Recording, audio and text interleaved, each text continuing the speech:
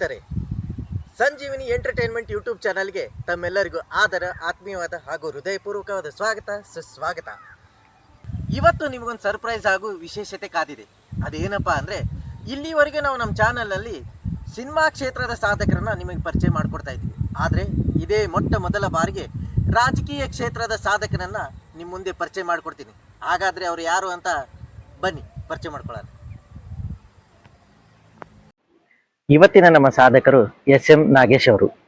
ಇವರು 7-8-1968 ಸೊಂಡೆಕೊಪ್ಪ ಗ್ರಾಮದಲ್ಲಿ ಆ ಕಾಲದಲ್ಲಿ ತುಂಬಾ ಫೇಮಸ್ ಆದಂತಹ ಪೈಲ್ವಾನ್ ಮುನಿ ವೆಂಕಟಪ್ಪ ಹಾಗೂ ತಿಮ್ಮಕ್ಕ ದಂಪತಿಗಳ 3ನೇ ಮಗನಾಗಿ ಜನಿಸಿದ್ರು. ಇವರು ತಮ್ಮ ಪ್ರಾಥಮಿಕ ಶಿಕ್ಷಣವನ್ನ ಸೊಂಡೆಕೊಪ್ಪ ಗ್ರಾಮದಲ್ಲಿ ಮುಗಿಸಿ ಮುಂದೆ ನೆಲಮಂಗಲದಲ್ಲಿ ITI ಮುಗಿಸಿದ್ರು. ಇವರ ಕೆಲಸದ ಚಾಕಚಕ್ಯತೆಯನ್ನು ನೋಡಿದ ಡೇವಿಡ್ ಅವರು ಇವ್ರನ್ನ ಕಾಂಬೋಡಿಯಾ ದೇಶಕ್ಕೆ ಕಳಿಸಿದ್ರು. ಅಲ್ಲಿ ಇವರು ಸರಿಸುಮಾರು 2.5-3 ವರ್ಷ ಕೆಲಸ ಮಾಡಿ ಮತ್ತೆ ಭಾರತ ದೇಶಕ್ಕೆ ಮರಳಿದ್ರು. ಇಲ್ಲಿ ಬಂದ ಮೇಲೆ ಇವರಿಗೆ ರಾಜಕೀಯವಾಗಿ ತುಂಬಾ ಪ್ರಭಾವ ಬೀರಿತು. ಹಾಗಾಗಿ ಅವರು ರಾಜಕೀಯ ಕ್ಷೇತ್ರಕ್ಕೆ ಧುಮುಕಿದ್ರು. 2014ರಲ್ಲಿ ಪ್ರಥಮ ಬಾರಿಗೆ ರಾಜಕೀಯಕ್ಕೆ ಧುಮುಕಿದ ಮೇಲೆ 1983ರಲ್ಲಿ ಪ್ರಭಾವತಿ ಅವರೊಂದಿಗೆ ವಿವಾಹ ಆದರು. ಈಗ ಅವರಿಗೆ 2 ಮಕ್ಕಳು, ಮಣಿಮಾಲ ಹಾಗೂ ಶರತ್ ಬಾಬು. ಈಗ ಅವರೊಂದಿಗೆ ಸಕ್ರಿಯ ರಾಜಕಾರಣದಲ್ಲಿದ್ದು ಸುಖಿ ಜೀವನ ನಡೆಸ್ತಾ ಇದ್ದಾರೆ. ಈಗ ಹೆಚ್ಚಿನ ಮಾಹಿತಿಗಾಗಿ ಅವ್ರ ಕಥೆಯನ್ನ ಅವ್ರ ಬಾಯಿಂದಾನೇ ಕೇಳೋಣ, ಬನ್ನಿ. ಸರ್ ನಮಸ್ಕಾರ. ಸಂಜೀವಿನಿ ಎಂಟರ್ಟೈನ್ಮೆಂಟ್ ಚಾನಲ್ಗೆ ತಮಗೆ ಸ್ವಾಗತ ಸರ್. ಇನ್ನೊಂದು ಏನ್ ಖುಷಿ ಅಂದ್ರೆ ಸರ್, ನಾವು ಇಷ್ಟು ದಿನ ಬರೀ ಸಿನಿಮಾ ಕ್ಷೇತ್ರಕ್ಕೆ ಸೀಮಿತವಾದ ಸಾಧಕರನ್ನ ಪರಿಚಯ ಮಾಡ್ತಿದ್ವಿ. ನೀವೇ ಮೊದಲ ಬಾರಿಗೆ ನಮ್ಮ ಚಾನಲ್ ಇಂದ ಸಂದರ್ಶನ ಕೊಡ್ತಾ ಇದ್ದೀರಾ. ಅದು ನಮಗೂ ಖುಷಿ ಅನಿಸ್ತಾ ಇದೆ. ತಮಗೆ ಸ್ವಾಗತ ಸರ್. ಸರ್, ಮೊದಲಿಗೆ ನಿಮ್ ಬಾಲ್ಯದ ಬಗ್ಗೆ ಹೇಳಿ ಸರ್. ನಾವು ನಮ್ಮ ತಂದೆ ತಾಯಿಗೆ 4 ಜನ ಮಕ್ಕಳು, ಗಂಡು ಮಕ್ಕಳು, 1 ಹೆಣ್ಮಗು. ನಾವು ತುಂಬಾ ಬಡತನದಿಂದ ಬಂದವರು. ಕೂಲಿ ನಾಲಿ ಮಾಡಿ ನಮ್ಮ ತಾಯಿಯವರು ನಮ್ಮನ್ನ ಸಾಕಿದ್ರು. ತದನಂತರ ನನ್ನ ಒಬ್ಬರು ನಮ್ಮ ಮನೆಯಲ್ಲಿ ಓದಿದ್ದಿ ನಾನೊಬ್ನೇ, ವಿದ್ಯಾವಂತ ನಾನೊಬ್ನೇ. ನೀವು ಎಷ್ಟನೇ ಮಗ ಸರ್? ನಾನು 3ನೇ ಮಗ. 3ನೇ. ನಾನೊಬ್ನೇ ವಿದ್ಯಾವಂತ. ಅಂದ್ರೆ ನಿಮ್ಮ ದೊಡ್ಡವ್ರು ಯಾರು? ಅವರೆಲ್ಲ ಅಲ್ಪ ಸ್ವಲ್ಪ ಓದಿದ್ರು, ಸ್ವಲ್ಪ ಹೆಚ್ಚಿಗೆ ಓದ್ದು ನಾನೊಬ್ನೇ. ಅವತ್ತಿನ ಓದಿಸೋ ಮಟ್ಟಕ್ಕೆ ನಮ್ಮ ತಂದೆ ತಾಯಿಗಳು ಕಷ್ಟ ಇತ್ತು. ಅವತ್ತಿನ ದಿನ ನನ್ಗೆ ಹಿಂಗೋ ಹೆಚ್ಚು ಕಮ್ಮಿ ಮಾಡಿ ಓದಿಸು ನನ್ನೊಬ್ಬನ್ನ. ಓದಾದ್ಮೇಲೆ ಹಿಂಗೆ ನೌಕರಿ ಅದು ಇದು ಹುಡಿಕೊಂಡು ಮುಂದೆ ಓದೆ. ಅಂದ್ರೆ ನೀವು ಬಡತನ ಅಷ್ಟೊಂದು ಇರೋಕೆ ನೀವು ಜಾಸ್ತಿ ಓದಕ್ ಆಗ್ಲಿಲ್ಲ. ಜಾಸ್ತಿ ಓದಕ್ ಆಗ್ಲಿಲ್ಲ. ಓದಕ್ ಆಸಕ್ತಿ ಓದ್ಬೇಕಂತ ಆಸಕ್ತಿ ಇತ್ತು. ಓದೋದು ಯಾರು ಇರ್ಲಿಲ್ಲ. ಅಂದ್ರೆ ನೀವು ಓದಿ ಏನ್ ಆಗ್ಬೇಕು ಅಂತ ನಿಮ್ಗೆ ಒಳ್ಳೆ ಡಿಪಾರ್ಟ್ಮೆಂಟ್ ನಲ್ಲಿ ಒಳ್ಳೆ ಜನಸೇವೆ ಮಾಡೋಂತ ಒಳ್ಳೆ ಹುದ್ದೆ ಹೋಗ್ಬೇಕು ಅಂತ ಅನ್ಕೊಂಡಿದ್ದೆ. ಬಟ್ ಓದಿಸುವಂತ ಪರಿಸ್ಥಿತಿ ನಮ್ಮ ಮನೇಲಿ ಇರ್ಲಿಲ್ಲ. ಅಂದ್ರೆ ಜನಸೇವೆ ಮಾಡ್ಬೇಕಂತ ನಿಮ್ಗೆ ಬಾಲ್ಯದಿಂದಲೇ ಐತೆ. ಆಮೇಲೆ ಸರ್ ನಾನು ನೋಡಿದೆ ಪೈಲ್ವಾನ್ ಇದು ಅಂತ ಬೋರ್ಡ್ ಹಾಕಿತ್ತು. ಅಂದ್ರೆ ನಮ್ಮ ತಂದೆಯವರು ಮೂಲತಃ ನಾವು ಬೆಂಗಳೂರಿನವರು. ಇದು ನಮ್ಮ ತಾಯಿ ಮನೆ. ಇದು ನಿಮ್ ತಾಯಿ ತವರು? ನಮ್ಮ ತಾಯಿ ತವರು ಮನೆ ಇದು. ಮೂಲತಃ ಬೆಂಗಳೂರಿನವರು ನಮ್ಮ ತಂದೆ. ಅವತ್ತೇನೆ ಮಾಗಡಿ ರೋಡಲ್ಲಿ ಕುಸ್ತಿನಲ್ಲಿ ನಾವು ಒಳ್ಳೆ ಹೆಸರು ಮಾಡಿದಂತವ್ರು ನಮ್ಮ ತಂದೆಯವರು. ಅಲ್ಲಿಂದ ಬಂದು ಇಲ್ಲಿ ಮದುವೆ ಮಾಡಿದಾಗ ನಾವು ಚಿಕ್ಕ ವಯಸ್ಸಿನ ಮುಂಚೆನೆ ಸುಮಾರು ಇಲ್ಲಿ ತುಂಬಾ ಜನ ಅವರ ಶಿಷ್ಯಂದಿರಿದ್ದಾರೆ. ಅವ್ರಿಗೆ ತುಂಬಾ ಜನಕ್ಕೆ ಅವ್ರಿಗೆ ವಿದ್ಯಾ ಕೆಲಸ. ಅಂದ್ರೆ ನಿಮ್ ತಂದೆಯವರ ಕಂಪ್ಲೀಟ್ ಅಲ್ಲಿಂದ ಬಿಟ್ಟು ಇಲ್ಲೇ ಬಂದು ಸೆಟ್ಲ್ ಆದ್ರು. ನಿಮ್ ತಾಯಿ? ಹೌದು, ಬೀಗರ ಮನೆ. ಹೌದು. ನಮ್ಮ ತಂದೆ ವಿದ್ಯೆ ಹೇಳಿದಂತ ಶಿಷ್ಯಂದಿರು ತುಂಬಾ ಜನ ಇಲ್ಲಿದ್ದಾರೆ. ಇಲ್ಲೇ ಸರ್? ಅಂದ್ರೆ ಅವ್ರು ಕೋಚ್ ಮಾಡಿದ್ದಾರೆ ಇಲ್ಲಿ. ಮಾಡಿದ್ದಾರೆ. ಜನಗಳ ಜೊತೆ ಜನಸೇವೆ ಮಾಡೋದಕ್ಕೂ ರಾಜಕೀಯದವ್ರ ಜೊತೆ ಓಡಾಡಿದ್ದಾರೆ ಅಲ್ಪ ಸ್ವಲ್ಪ. ಅಂದ್ರೆ ಅವ್ರಿಗೂ ರಾಜಕೀಯದ ಲಿಂಕ್ ಇತ್ತು. ಇದನ್ನೇ ಜೀನ್ಸ್ ಅಂದ್ರೆ ಅವ್ರು ಏನಾದ್ರು ಈ ದಸರಾ ಕ್ರೀಡಾಕೂಟ ಅಂತವು ಇಲ್ಲ, ಅವತ್ತಿನ ಕಾಲಕ್ಕೆ ಆತರ ಇಲ್ಲ. ಇಲ್ಲಿ ಯಾವುದೊಂದು ಜಾತ್ರೆಗಳಲ್ಲಿ ಕುಸ್ತಿ ಆಡ್ಸೋದು, ಈ ತರ ತಾಲೂಕ್ ಮಟ್ಟದಲ್ಲಿ ಕುಸ್ತಿಗಳು ಆಡ್ಸೋದು, ಆ ಮಟ್ಟದವರೆಗೂ ಹೋಗಿದ್ದಾರೆ. ಅದಾದ್ರೆ ಸುಮಾರು ಯಾವ ಇಸ್ವಿ ಇರ್ಬೋದು ಸರ್? ಸುಮಾರು ಅದು ಒಂದು 1988 ಹಿಂದೆ. ಅವಾಗ ಅಂದ್ರೆ ಅವಾಗ ಅವರು ಕುಸ್ತಿಪಟು ಇಲ್ಲಿ ಸ್ವಲ್ಪ ಸುತ್ತಮುತ್ತಲ ಹಳ್ಳಿಗೆಲ್ಲ ಗೊತ್ತಿತ್ತು. ಇವಾಗೂ ಗೊತ್ತು. ಮುನಿ ವೆಂಕಟಪ್ಪ ಅಂತ ಪೈಲ್ವಾನ್ ಮುನಿ ವೆಂಕಟಪ್ಪ ಅಂದ್ರೆ ಆಲ್ಮೋಸ್ಟ್ ಅಲ್ಲಿ ಸುತ್ತಮುತ್ತಲ ಹಳ್ಳಿಗೆಲ್ಲ ಸ್ವಲ್ಪ ಗೊತ್ತು. ಆ ಪೀರಿಯಡ್ ಅಲ್ಲಿ ಏನಿದ್ರು ಅವ್ರ ಜೊತೆಲಿ ಅವ್ರಿಗೆಲ್ಲ ಗೊತ್ತು. ಈಗಿನ ಮಕ್ಕಳು ಗೊತ್ತಿಲ್ಲ ಅಷ್ಟೇ. ಈಗಿನ ಮಕ್ಕಳಿಗೆ ನೀವು ತಿಳಿಸ್ಕೊಡಿ. ಈಗಿನ ಜನರೇಷನ್ ಗೊತ್ತಿಲ್ಲ. ಓಕೆ. ಅಂದ್ರೆ ನಿಮ್ದು ಎಜುಕೇಶನ್ ಎಲ್ಲಿವರೆಗೆ ಮಾಡಿದ್ರಿ ಸರ್? ನಾವು SLC ಮುಗಿಸಿ ITI ಮಾಡಿದೆ. ಮಾಡಿದೆ. ಮಿಷನಸ್ ಕೆಲಸ ವಿದ್ಯಾಭ್ಯಾಸ ಮುಗಿಸಿ ಅದೇ ನನ್ನ ಕಾಲೇಜಿನ ಮುಂದೆಗಡೆ ಒಂದು ಗಾರ್ಮೆಂಟ್ಸ್ ಇತ್ತು. ಆ ಬಡಸ್ಥಾನದಿಂದ ಪೀಣ್ಯದಲ್ಲಿ ನಮ್ದು ಮನೆ ಇತ್ತು. ನಾವು ಮೂಲತಃ ಮಡವಾಡ್ರು. ನಾವು ಓಕೆ. ಅಲ್ಲಿ ಡ್ರೈ ಕ್ಲೀನ್ ಇತ್ತು ನಮ್ದು. ಅಂದ್ರೆ ಅದನ್ನ ಯಾರು ನಿಮ್ಮ ಅಣ್ಣ ನೋಡ್ಕೊತ ನಮ್ಮ ತಂದೆಯವರು ನೋಡ್ಕೊಂತ ಇದ್ರು, ನಮ್ಮ ಚಿಕ್ಕಪ್ಪ ದೊಡ್ಡಪ್ಪನ ಮಕ್ಕಳೆಲ್ಲ ನೋಡ್ಕೊಂತ ಇದ್ರು. ಅಂದ್ರೆ ನಿಮ್ದು ಆಲ್ಮೋಸ್ಟ್ ಆಲ್ ಫ್ಯಾಮಿಲಿ ಅಲ್ಲೇ ಇರೋದು? ಅಲ್ಲೇ ಇದೆ, ನಮ್ ಚಿಕ್ಕಮ್ಮವ್ರ ಫ್ಯಾಮಿಲಿ ಅಲ್ಲಿದೆ, ನಾವೆಲ್ಲ ಇಲ್ಲೇ ಇದ್ದೀವಿ. Okay okay. ಅಂದ್ರೆ ನೀವು ಜಾಬ್ ಮಾಡ್ಬಿಟ್ಟು ಮತ್ತೆ ನಿಮಗೆ ಯಾವಾಗ ಅನಿಸ್ತು ಸರ್ ಜಾಬ್ ಮಾಡ್ಬೇಕು ಅನಿಸ್ತಾ, ಅಥವಾ ಏನ್ ಜಾಬ್ ಬಿಟ್ಟು ಈ ಪಾಲಿಟಿಕ್ಸ್? ಆಮೇಲೆ ಅದು ಬಡಸ್ತಾನ ಜಾಸ್ತಿ ಆಗಿತ್ತು. ಆಮೇಲೆ ಮೆಟ್ಲು ಸ್ಟೇಜಲ್ಲಿ ಸ್ಟೇಜಿಗೆ ಬಂದು ನಿಂತ್ಕೊಂಡ್ವಿ. ನಿಂತ್ಕೊಂಡಾದ್ಮೇಲೆ ಮೂಲತಃ ನಾವು ಅವಾಗ ಜನತಾ ಪಕ್ಷ ಇಲ್ಲಿ ಮುಂದೆ ತುಂಬಾ ಫಾರ್ವರ್ಡ್ ಆಗಿದ್ದು ಜನತಾ ಪಕ್ಷ ಇಲ್ಲಿ ನಮ್ಮ ತಾಲೂಕಲ್ಲಿ. ಅವಾಗ ನಮ್ಮ ತಾಲೂಕು ನೆಲಮಂಗಲ ಕ್ಷೇತ್ರ ಆಗಿತ್ತು. ನನ್ನ ಮೂಲತಃ ಗುರುಗಳು ಹನುಮಂತಯ್ಯ ಅಂತ. ಹನುಮಂತಯ್ಯ ಅಧ್ಯಕ್ಷ. ಅಂದ್ರೆ ಅವರು ನಿಮಗೆ ಪಾಲಿಟಿಕ್ಸ್ ಅಲ್ಲಿ ಅವರೇ ನಮಗೆ ಗುರುಗಳು. ಅಂದ್ರೆ ಇವ್ರು ನೋಡ್ಬಿಟ್ಟು ನಾನು ಪಾಲಿಟಿಷಿಯನ್. ಹೌದು, 93-94 ಅವ್ರು ಅಧ್ಯಕ್ಷ ಆಗ್ತಾರೆ ಈ ಸುಂಡೆಗುಪ್ಪದಲ್ಲಿ. 8 ವರ್ಷ ಅವರು ಅಧ್ಯಕ್ಷರಾಗಿರ್ತಾರೆ.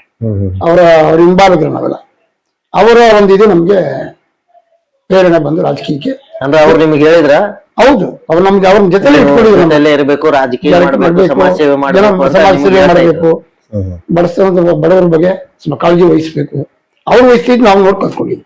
ಆಮೇಲೆ ಸರ್ ಇನ್ನೊಂದು ಇಂಟ್ರೆಸ್ಟಿಂಗ್ ಆದ ವಿಷಯ ಕೇಳಿದೆ, ನೀವು ಪಾಲಿಟಿಕ್ಸ್ ಬರೋಕಿನ ಮುಂಚೆ ಬೇರೆ ದೇಶಕ್ಕೆ ಹೋಗಿ ಕೆಲಸ ಮಾಡಿದ್ದೀರಿ ಅಂತ ಹೇಳಿದೆ. ನಾನು ಅದೇ ಗವರ್ಮೆಂಟ್ ಲೈನ್ ಅಲ್ಲಿ ಕೆಲಸ ಮಾಡ್ತಿದ್ದಾಗ ಯಾರೋ ನಮ್ಗೆ ಹಿರಿಯರು.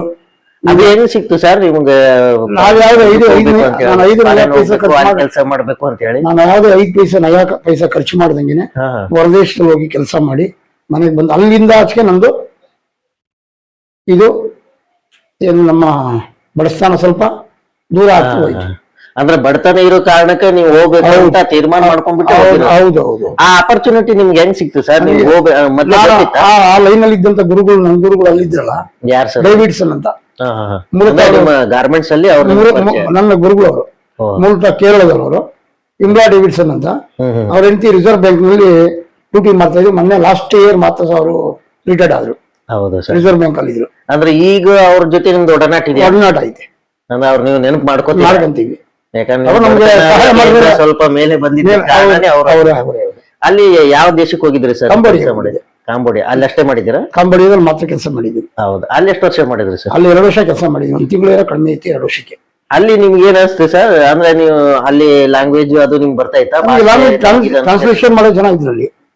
ಭಾಷೆಯಿಂದ ಭಾಷೆಗೆ ಟ್ರಾನ್ಸ್ಲೇಷನ್ ಮಾಡೋದು ಅದು ಒಬ್ರು ಅದಕ್ಕೆ ಇರ್ತಾರೆ ಕೋಚಸ್.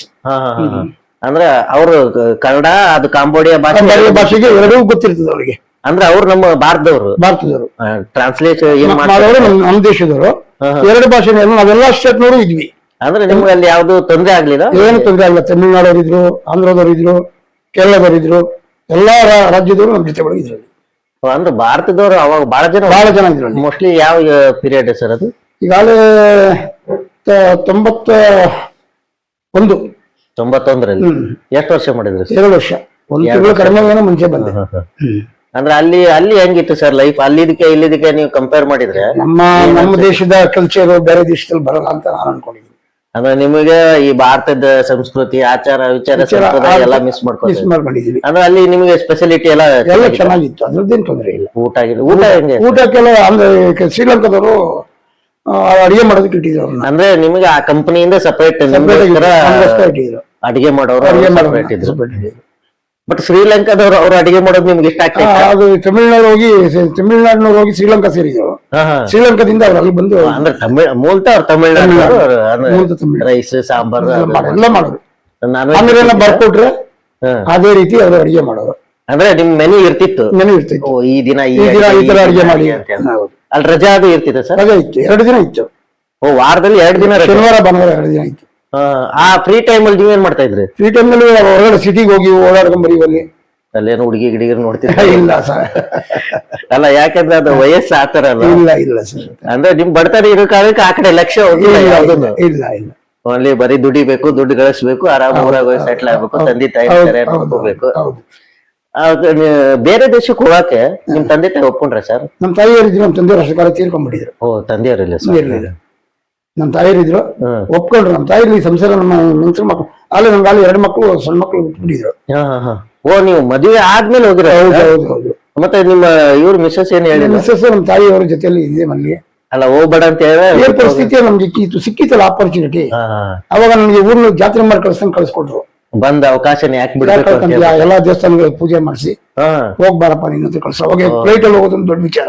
ಅದನ್ನ ಕೇಳ್ಬೇಕು ಅಂತಿದೆ. ನೀವು ಫಸ್ಟ್ ಟೈಮ್ ಫ್ಲೈಟ್ ಅಲ್ಲಿ ಹೋಗ ನೀವು ಏನು ಒಂಥರ ನಾನು ಮೊದ್ಲಿಗೆ ಅಂತ ಕಾಣಿಸುತ್ತೆ ಇಲ್ಲಿ ಏನ್ ಸರ್ ಈ ಊರಿಗೆ. ಹಾ ಓ ಈ ಊರಿಂದ ಫಸ್ಟ್ ಫ್ಲೈಟ್ ಹತ್ತಿದ ವ್ಯಕ್ತಿ ನೀವು ನಾನು ಅಂತ ಅನ್ಸುತ್ತೆ ನನಗೆ. ಇನ್ಯಾರನ್ನ ಹೋಗಿದಾರೆ ಗೊತ್ತಿಲ್ಲ, ನನಗೆ ಗೊತ್ತಿದ್ದಂಗೆ ಯಾರು ಇಲ್ಲ. ಅಲ್ಲ ಈಗ ನಿಮ್ಮ ಸರೌಂಡಿಂಗ್ ಕಳ್ಸಿದ್ದಾರೆ. ಎಲ್ಲಾ ದೇವಸ್ಥಾನಗಳ ಪೂಜೆ ಮಾಡಿಸಿ ಇದೇ ನಮ್ಮ ಅಧ್ಯಕ್ಷ. ಅವಾಗ ಏನ್ ಅನಿಸ್ತು ಸರ್ ನಿಮಗೆ? ಎಲ್ಲಾ ಊರ್ ಜನ ಮೆರವಣಿಗೆ ಮಾಡಿದ್ರು, ಎಲ್ಲಾ ದೇವಸ್ಥಾನದಲ್ಲಿ ಬಂದು ಪೂಜೆಗಳು ಮಾಡಿಸಿ ಒಳ್ಳೆ ರೀತಿಯಲ್ಲಿ ನನ್ನ ಕರ್ಕೊಂಡ್ ಬಂದು ಏರ್ಪೋರ್ಟ್ ಹೆಚ್ಚಿಲ್ಲ ಹೋಗಿ ಕೆಂಪೇಗೌಡ ಏರ್ಪೋರ್ಟ್ ಇರಲಿಲ್ಲ, ಹೆಚ್ಚಿಯಲ್ಲಿ ಏರ್ಪೋರ್ಟ್ ಇತ್ತು. ಅಲ್ಲಿ ತನ 3 ಜನ ಬಂದಿದ್ರು. ಅಲ್ಲಿವರೆಗೂ ಬಂದು ಮೀಟ್ ಕೊಟ್ರು. ಅಂದ್ರೆ ನಿಮ್ಗೆ ಅದೊಂಥರ ಪ್ರೌಡ್ ಫೀಲಿಂಗ್ ಅದು ಜೀವನದಲ್ಲಿ ನೆನ್ಸ್ಕೊಳ್ಳುವಂತ ವಿಚಾರ ಅದು. ಅದಾದ್ಮೇಲೆ ಬಂದು ಇಲ್ಲಿ ಏನ್ ಮಾಡಿದ್ರಿ? ಅಲ್ಲಿ ಬಂದಾದ್ಮೇಲೆ ಮತ್ತೆ ಗಾರ್ಮೆಂಟ್ಸ್ ಹೋದೆ ಸ್ವಲ್ಪ ದಿನ. ಆಮೇಲೆ ನನ್ನ ಮಗಳು ಮದುವೆ ಆಯ್ತು. ಅಲ್ಲಿ ನಾನು ಕಂಪ್ಲೀಟ್ ಸ್ಟಾಪ್ ಮಾಡಿದೆ. ಅಂದ್ರೆ ನೀವು ಫಾರಿನ್ ಹೋಗೋಕಿನ ಮುಂಚೆನೆ ಮದ್ವೆ ಆಗಿತ್ತು? ಹೌದು. ಅಂದ್ರೆ ಮನೆಯವ್ರು ನೋಡಿ ಒಪ್ಪಿ ಮಾಡಿರೋ ಮದ್ವೆ? ಒಪ್ಪಿ ಮಾಡಿರೋ ಮದ್ವೆ, ನಮ್ಮ ತಂದೆ ತಾಯಿ ಒಪ್ಪಿ ಮಾಡಿರೋ. ನಿಮ್ಗೆ ಇಷ್ಟ ಆಯ್ತು? ಇಷ್ಟ ಆಯ್ತು. ಫಸ್ಟ್ ಟೈಮ್ ಮೇಡಮ್ ನೋಡಿದಾಗ ಏನ್ ಅನ್ಸುತ್ತೆ ಸರ್? ನೀವು ಹೋಗಿದ್ರ ನೋಡಕ್ ಹೋಗಿದ್ವಿ.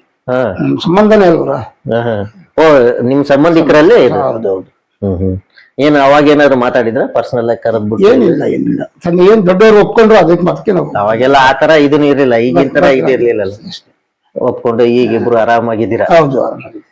ಸರ್ ಇದೆಲ್ಲ ಆದ್ಮೇಲೆ ನಿಮ್ ಪಾಲಿಟಿಕ್ಸ್ ಬರ್ಬೇಕು ಅಂತ ಹೆಂಗ ಅನಿಸ್ತು ಸರ್? ಈಗ ನಮ್ಮ ಅಧ್ಯಕ್ಷರು ಇದ್ರಲ್ಲ, ಅವ್ರ ಜೊತೆ ಹೋಗಿದ್ವಲ್ಲ ಆಲ್ರೆಡಿ ನೀವು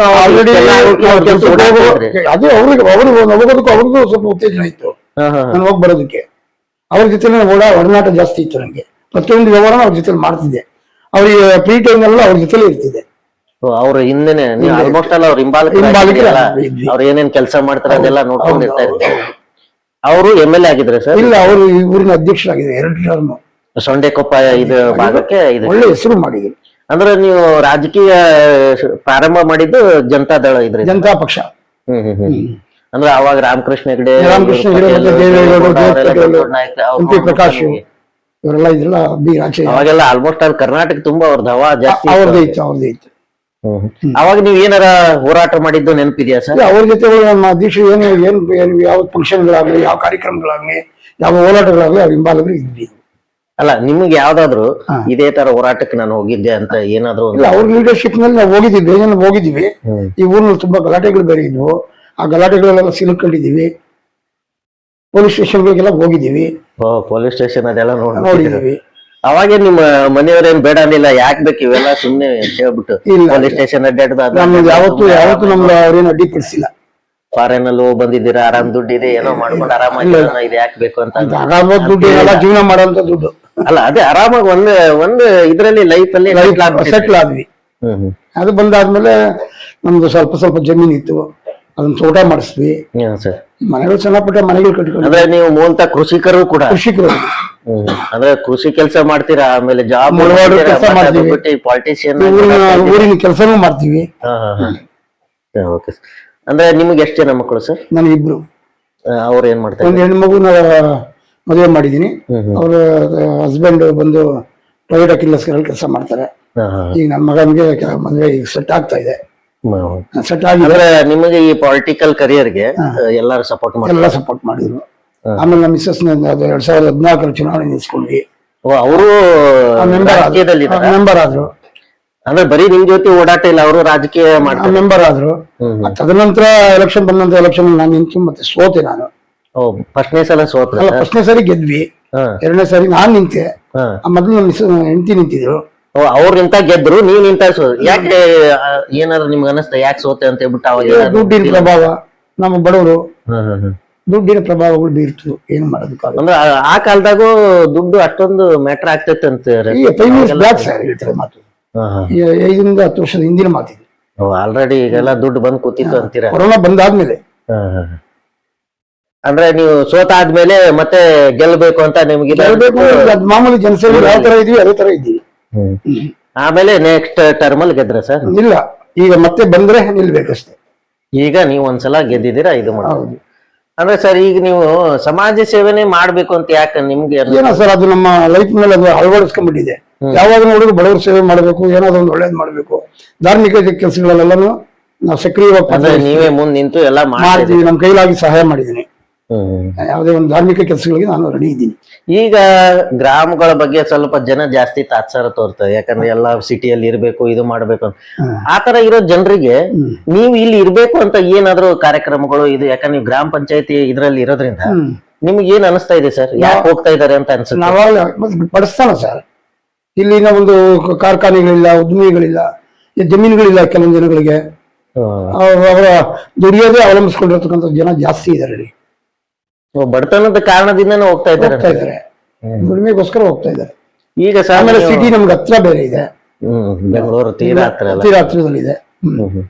ಆಮೇಲೆ ಸರ್ ನೀವು ರಾಜಕೀಯಕ್ಕೆ ಬಂದ್ರಿ, ಬಂದಾದ್ಮೇಲೆ ಇಲ್ಲಿ ನೀವು ಏನ್ ಮಾಡೋಣ ಅಂತ ನಿಮ್ದು ಏನಾದ್ರು ಕನಸಿದ್ಯಾ? ಇದೇ ತರ ಆಗ್ಬೇಕು, ಇನ್ನೂ ಬೆಳಿಬೇಕು, ಅಥವಾ ಇನ್ನೂ ಜನಸೇವೆ? ಇಲ್ಲ ಸರ್, ನಾವು ಒಳ್ಳೆ ರೀತಿಯಲ್ಲಿ ಒಳ್ಳೆ ಜನಕ್ಕೆ ಬಡವರಿಗೆ ಸ್ಪಂದಿಸ್ಬೇಕು, ಒಳ್ಳೆ ಕೆಲಸ ಮಾಡ್ಬೇಕು, ಒಳ್ಳೆ ಹೆಸರು ಮಾಡ್ಬೇಕು ಅನ್ನೋ ಒಂದು ಉದ್ದೇಶ ಬಿಟ್ರೆ. ಯಾಕಂದ್ರೆ ಈಗ ಕೇಂದ್ರದಿಂದಾಗ್ಲಿ ರಾಜ್ಯದಿಂದಾಗ್ಲಿ ಹಳ್ಳಿಗಳಿಗೆ ಇದಕ್ಕೆಲ್ಲ ಸಾಕಷ್ಟು ಯೋಜನೆಗಳು ಬರ್ತಾ ಇದೆ.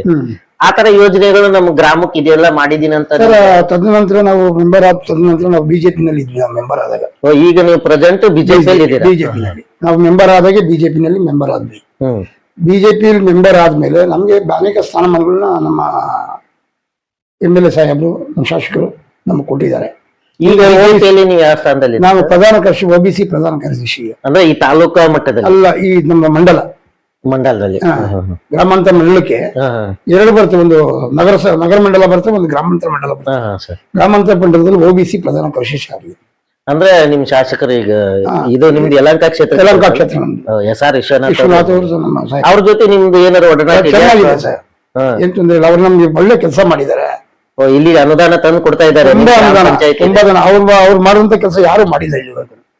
ಅಂದ್ರೆ ನೀವು ಅವ್ರ ಜೊತೆ ಏನಾರು ಫೈಟ್ ಮಾಡಿ ತಗೊಂಡ್ಬಂದಿದ್ದು ಏನಾರು ಇದೆಯಾ ಸರ್? ನನಗೆ ಇಂಥದ್ದು ಬೇಕು, ಇದು ಕೊಡ್ಬೇಕು ನೀವು ಅಂತ ಹೇಳ್ಬಿಟ್ಟು? ಕೇಳಿದೀವಿ ಸರ್, ಹಾಸ್ಪಿಟಲ್ ಬೇಕು ಅಂತ ಕೇಳಿದ್ವಿ, ಹಾಸ್ಪಿಟಲ್ ಮಾಡಿದ್ದಾರೆ, ಸ್ಕೂಲ್ಗಳು ಕಟ್ಸ್ಕೊಟ್ಟಿದ್ದಾರೆ, ರಸ್ತೆಗಳು ಮಾಡಿದ್ದಾರೆ, ವಾಟರ್ ಪ್ಲಾಂಟ್ಗಳು ಮಾಡಿದ್ದಾರೆ, ಕೆರೆ ಅಭಿವೃದ್ಧಿ ಮಾಡಿದ್ದಾರೆ, ಕೆರೆ ತುಂಬಿಸುದು, ಕೋಡಿ ಕೆರೆ ಏರಿ ಅಭಿವೃದ್ಧಿ ಮಾಡಿದ್ದಾರೆ, ತೆಗೆದು ಅದೆಲ್ಲ ಪ್ರತಿ ಊರಿನ ಒಂದೊಂದು ಗಲ್ಲಿಗೂ ಕಾಂಕ್ರೀಟ್ ರಸ್ತೆ ಮಾಡಿದ್ದಾರೆ.